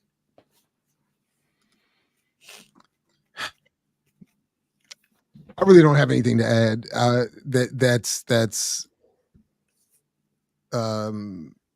Yeah. Anyway, your doctor said wrap anyway. Well, So hold on. I yeah. mean, y'all, the timing of this, we are 2 months away from the US election. Netanyahu seems to be ready, willing, and able to bring the motherfucking ruckus. And I guess, I mean, we know that there's nothing going to change policy wise from Biden to Harris, or even from fucking Biden to Trump, right? What position does this put the US in? Or I guess the US position doesn't change at all. But y'all's thoughts about I guess the timing of this. Is Netanyahu continually trying, I can't say even force US's hand, because what's there to force? Like, they still sending the No, they're not weapons. forcing. Yeah, Right. And the United States came out with a statement denying that it had any pre-knowledge of any of this happening, which is complete crazy or BS or whatever. Like, some operation like this does not happen without the United States not only fully being informed but fully being a part of it, right?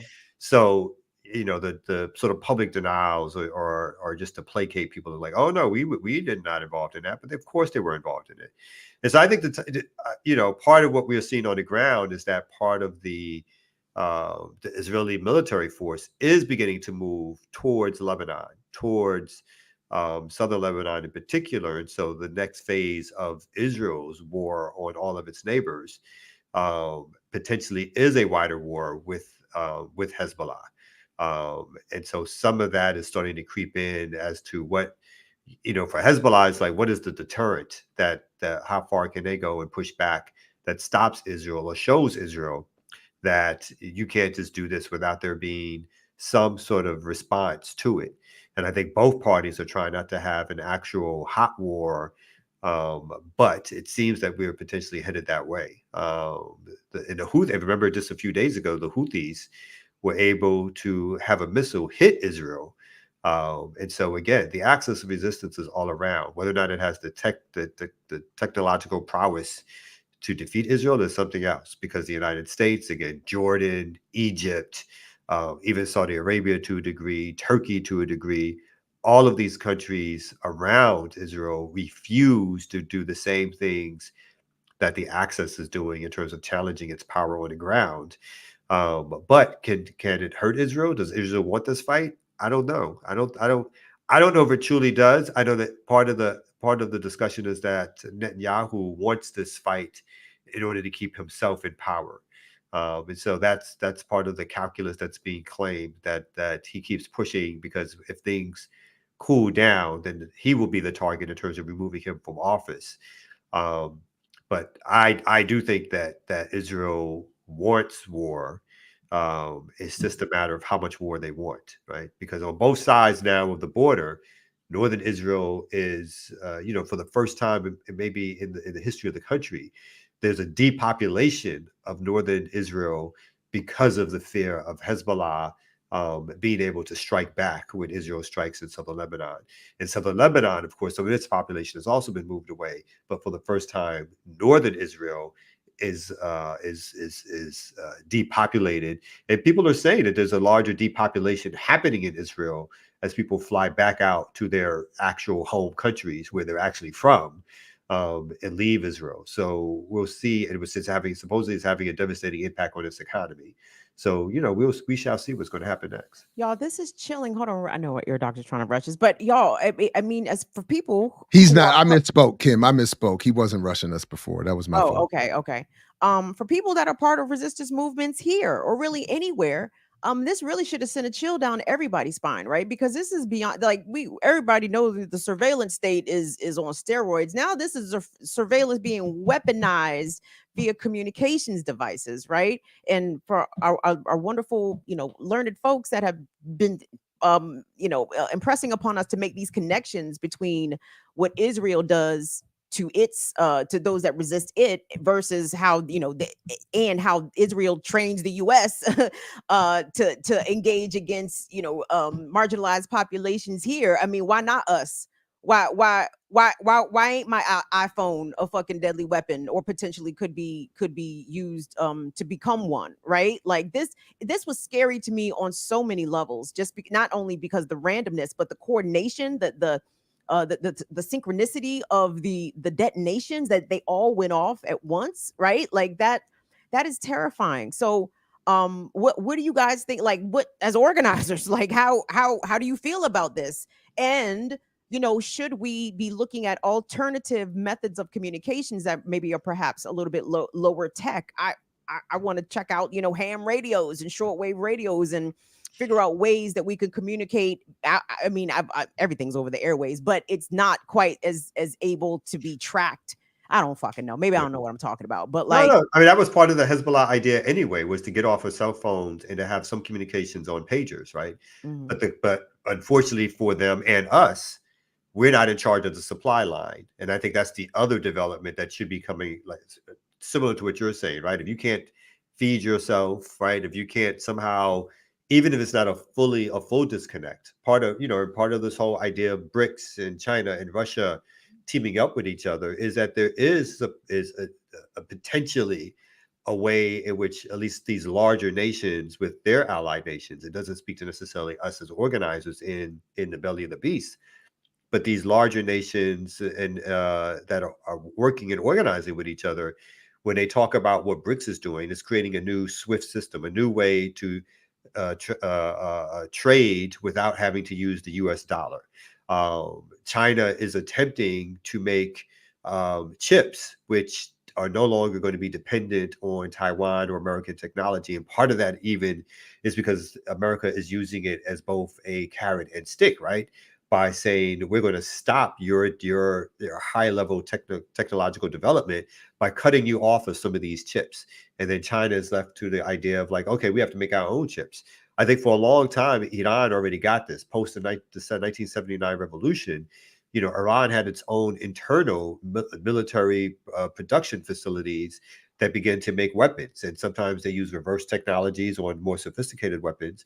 But the reason you have in the Ukraine war, you actually have the Russians buying weapons from the Iranians, right?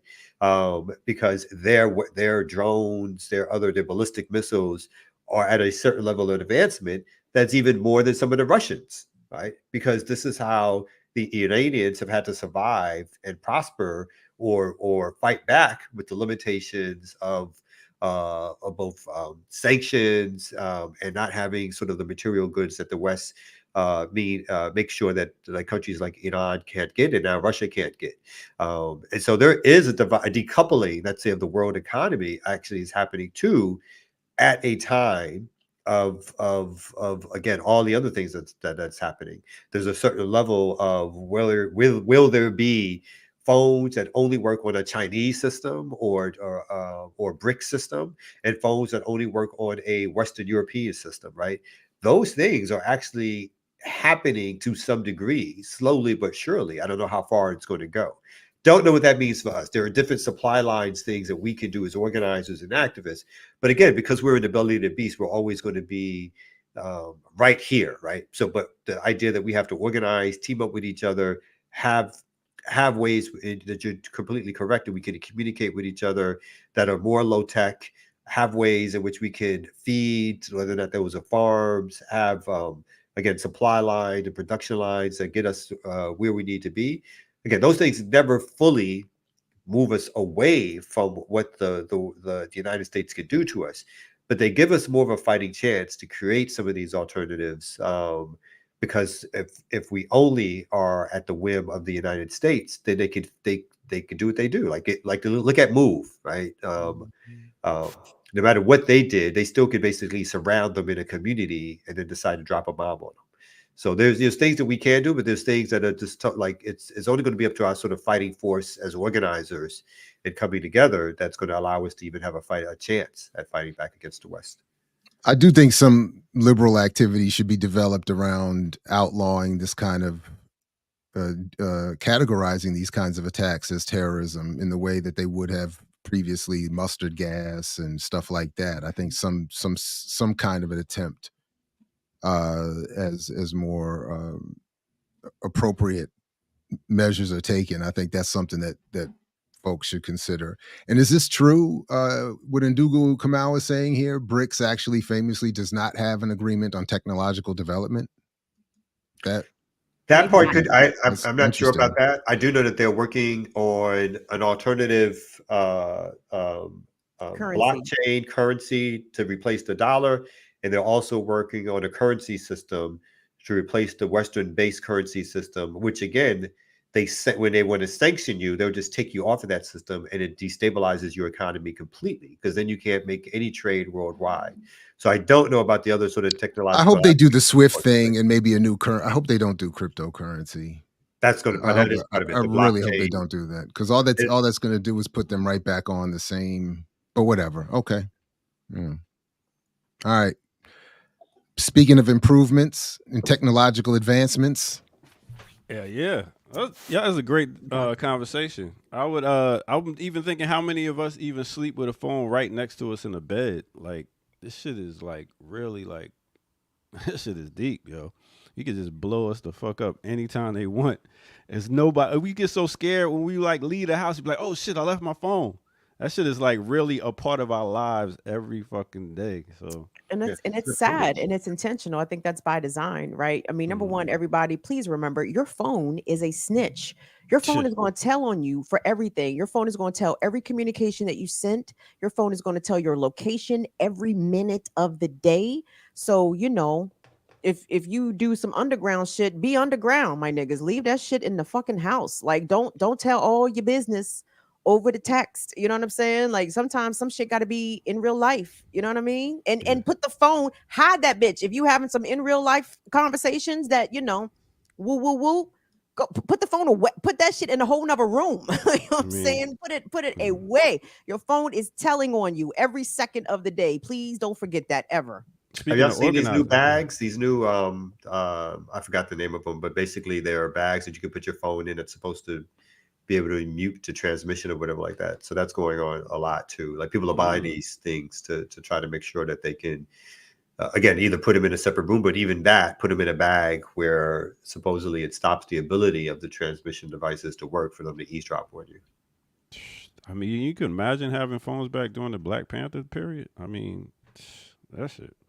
They knew every move and everything going on. And they still got infiltrated and snitched on. You know what I'm saying? Right. Yeah, without the phones, yeah. Or even without them.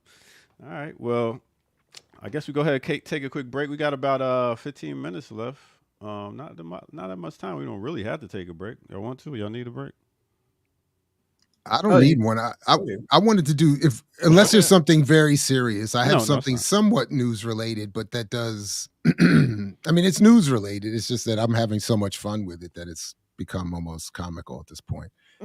But the whole thing around Mehdi Hassan, Jill Stein, and Professor Butch Ware, and this question of is Putin a war criminal? Have you all been following? Can you explain this? I've only heard a little bit about I got it. a little clip of it here. So and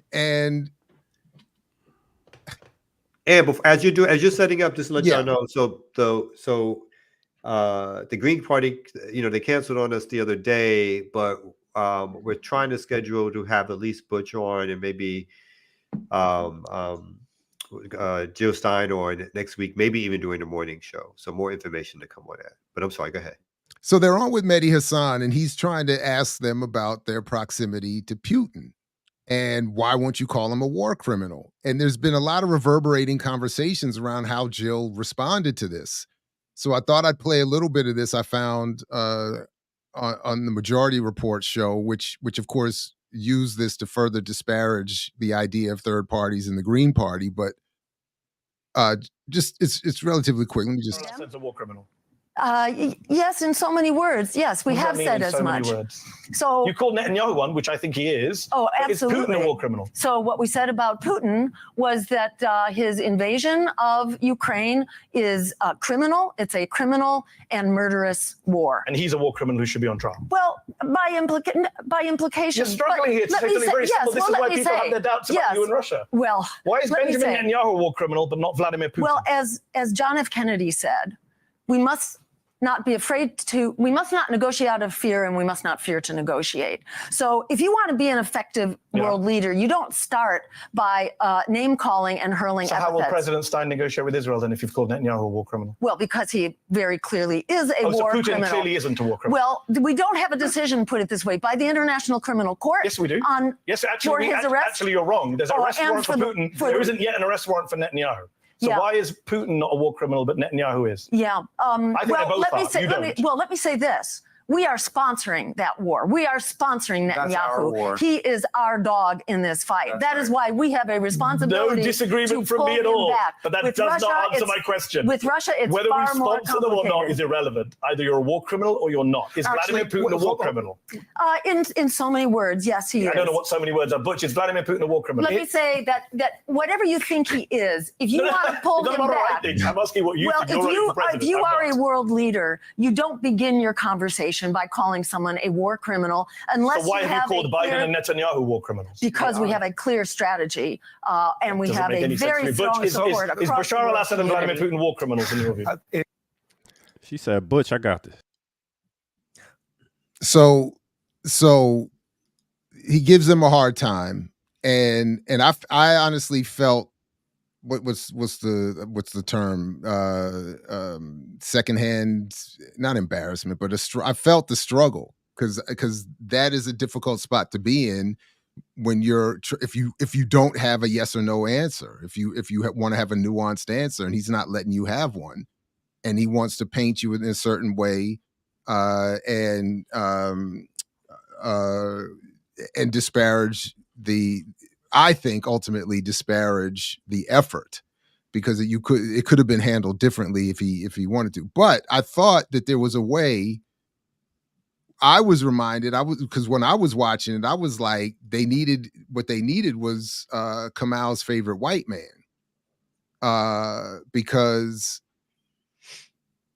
dang, and now it'll take a quick second here, but because he had a very good answer for this going back decades at this point, which was, all right, I'm just gonna grab this one. My bad, everybody. My bad. All this time, and I thought it was all set up. Here we go. And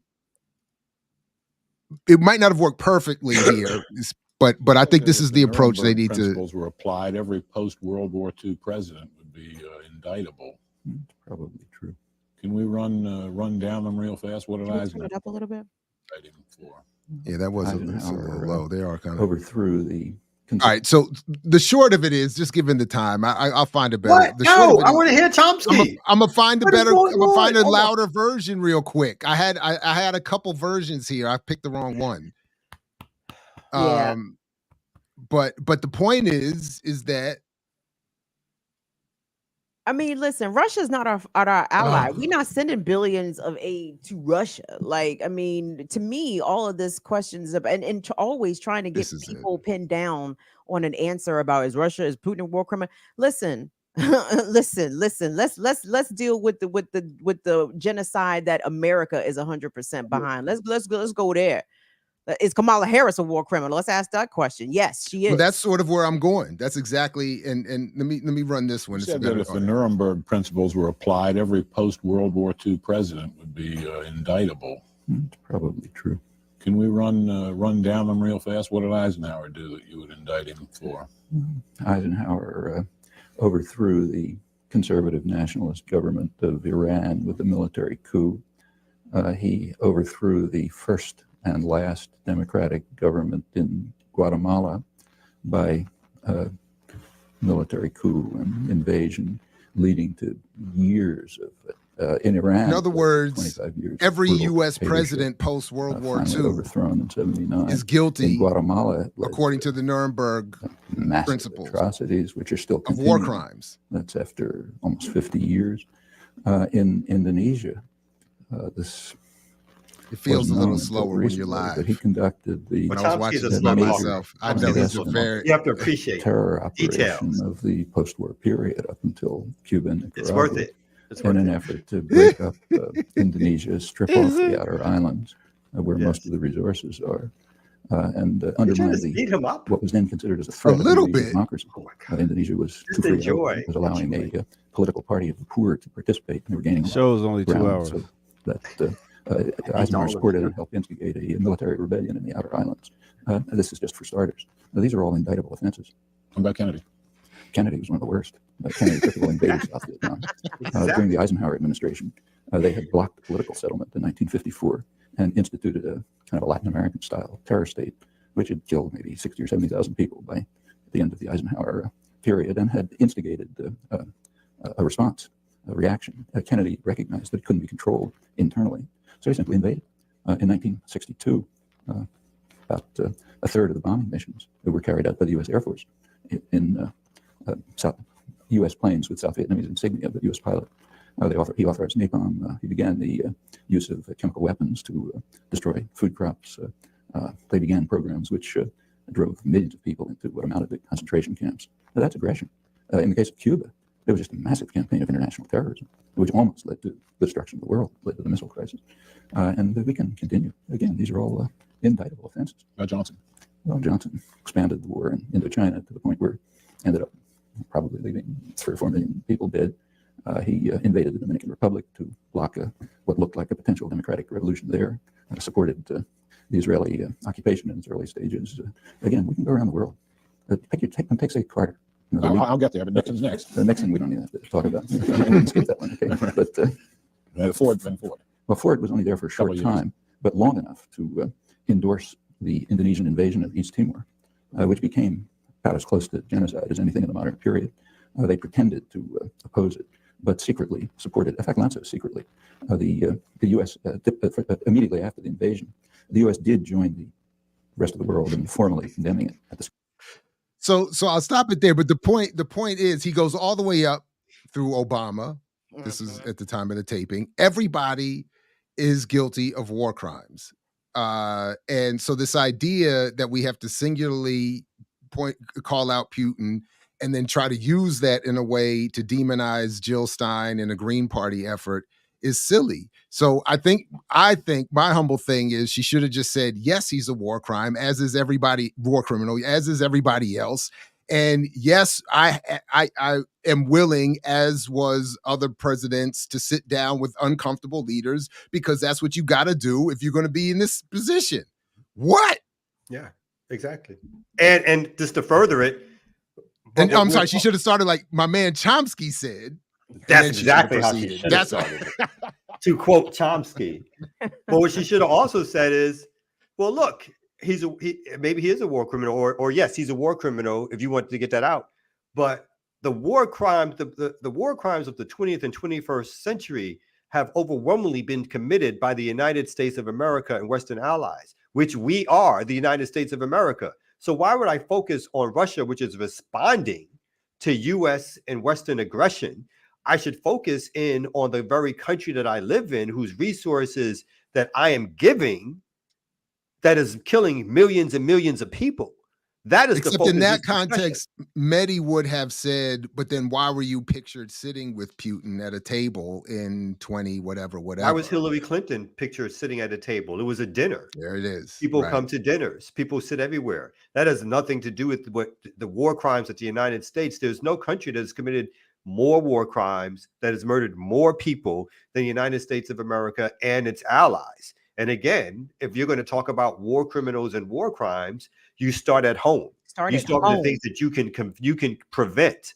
And so that should be the focus. The fact that you're more focused on a Putin or someone else means that you really are not thinking through the problem at all. You're using U.S. propaganda in order to stop the conversation about U.S. war crimes and war criminal activity and the allies of the United States, i.e. Israel and Western Europe and other allies. Hiram says you act like he would even be allowed to get half of that off before being cut off. Then you keep going. That might be true, but Hiram. she stuttered a little bit too much. Yes. And then she did the Jill Stein thing when she went to my man Butch talk. She did lean. Did you see the lean? She hit him with the lean too. Like, shut up. I got you. But she kind of. But to be fair, in that one, I felt like she kind of had to. If you're the presidential candidate or nominee or whatever, and you're sitting there with your number two, and the dude gives this hostile question and tries to quickly brush you off like you don't have an answer to go to your number two, I feel like you gotta kind of do that. She kind of had to say, like, hold up, son. I know you're trying to move me off to get a shot at my VP, but let me finish. But she needs a better practiced answer, because she did seem to be stuttering around, which gives the uncomfortable. I mean, she at this stage, she has to expect that question is going to be asked of her.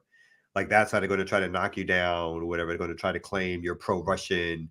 I mean, she knows that already, whatever. And he just did a better job of the Breakfast Club people in terms of doing the whole little, like, he's laughing a little bit. It's like, oh, this is not a serious answer, or you're trying to avoid my question or whatever like that. So she should have just got up in his face or whatever, just about the idea of, by you even bringing this up, the way in which you are, you're basically standing here again, also with white supremacy talking points, or as she should have got him like she got Angela. Yeah, she got Angela. Angela, he was like this at the end of it. So, well, here's the thing. Like, I'm curious, like, why her being pictured with Putin is given more press or amplification or criticism or scrutiny, more so than the Democratic nominee for president literally being endorsed by a war criminal. Like, everybody's clear who Dick Cheney is, right? Like, and this is something that Kamala Harris is bragging about. She's running on it. You know what I mean?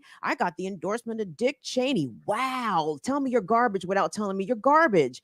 So why is the focus on Jill Stein, who, to my knowledge, has not been endorsed by Vladimir Putin for president? Who gives a fuck if she had dinner with the nigga? So what? Kamala's out here endorsed by an actual living war criminal. Whether or not most Americans want to recognize it or see him that way, whether or not he's even, I don't know if he's been charged formally at the ICC or any sort of international body. Everybody knows what Dick Cheney did, right? So why is Jill Stein pictured with Putin given more scrutiny and criticism than Kamala being actually endorsed by war criminal Cheney? Yeah, that's how the propaganda system works. But even goofballs like Mehdi Hassan, like, I mean, what do you? What is the question? What are we asking here? I say we leave it on that question for the chat and everybody out in the universe, since this is the best morning show on the planet. True. Thank you all for tuning in once again. We shall be back here for our second week on a Friday. That's right. Remix Morning Show back Friday morning, tomorrow morning at 8 a.m. What we got? Anybody got anything coming up other than what we talked about later today? That's a lot. No, I got a couple things. I mean, stay tuned. I don't know to what extent I'll be bringing footage back. I hope to, but I'm doing one of my first Tree Line Streets Black August in September presentation. Don't ask me, it's not my fault. George Jackson in Palestine tonight at the Howard County Library. Oh. Yeah, that's wild for me. And, So I gotta get up to the library. I gotta find a ride. It's Hey. the main joint right Hey. there on Little Patuxent Parkway. Main joint, the main Howard County. Yeah, this what do they call it? Central. The Central. Thank you. Library 6:45. Whoa. And tomorrow doing the master class at Howard University on tech and economics for the blockchain crew. I'm back with the black blockchain crew. Can I tell people I know Jared Ball? Somebody check on me. I feel like it's when I used to go do work in the prisons. It'd be like, if you don't hear from me by 12, Feel like send up something. Send somebody.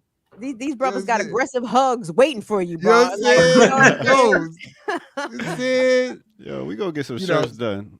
I know Jared Saturdays Ball with personally. Renee, all that stuff. Yo, I want to. You don't want that shirt. You don't want to live this life off the screen. You don't want this Jared experience for real. Yeah, you might be right. You might be right. And make sure y'all go get some of that sea moss. Sound like you need some sea moss ginger, some lemon and cayenne. I do. I have a little code. I'm about to go jump up on my sea moss right after this. Good, good. And where will you get the sea moss from? CommunityCMOS.com.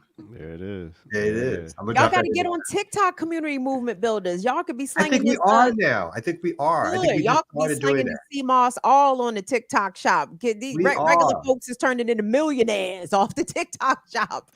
Get on that TikTok shop. I think community movement builders content would do really well on TikTok. Oh, we got to do that. I got one quick thing too. Like, so I won't be around next week. I'm about to take a trip to Northern Ireland. Whoa. It is approximately the 52nd anniversary of Bloody Sunday, which was a March demonstration in which the British busted up and murdered marchers and demonstrators. So I'm about to chill a little, maybe a little IRA chill, you know what I'm saying? I'm like all excited. It's the only place in Europe I got excited. I was like, what? I got invited to a delegation. It's like, I will be there. Nice. Little Sinn Fin action. I will be there for little Sinn Fin action. Okay. Wait a minute. So even with the time difference, you can't pop in and give us a little update or something during the morning show? Don't do that. I doubt it. I doubt it. He doesn't. I doubt it. All right, and I'll be on the east side of Atlanta. That's about it over here.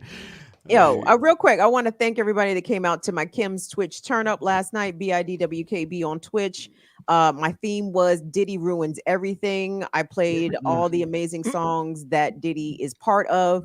And I wanted to credit the artist and the talent who's, the art that he has sullied with his non-talented ad libs and fucking all on the hook, all in the video. I realized Diddy has ruined more music videos than he has actual songs, though he has ruined amazing songs at this point. So appreciate you guys. Follow me on Twitch, BIDWKB, and join me for Friday, Burn It Down with Kim Brown on YouTube, 7 p.m. Eastern for the show. Thanks to Ricky Ryan for being a special unexpected guest on my Tuesday show. You guys should go check that out as well.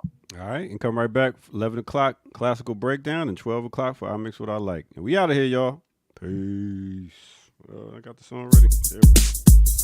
Don't make me. That's a bit hard to help to another God and need he Allah God Islam as I proceed to civilize the uncivilized word and wisdom to the groove from the wild. Speak on it, God. I guess I'm like the verbalizer for the fact of moving blackwards. This Asiatic black man is a dog spelled backwards. The backwards.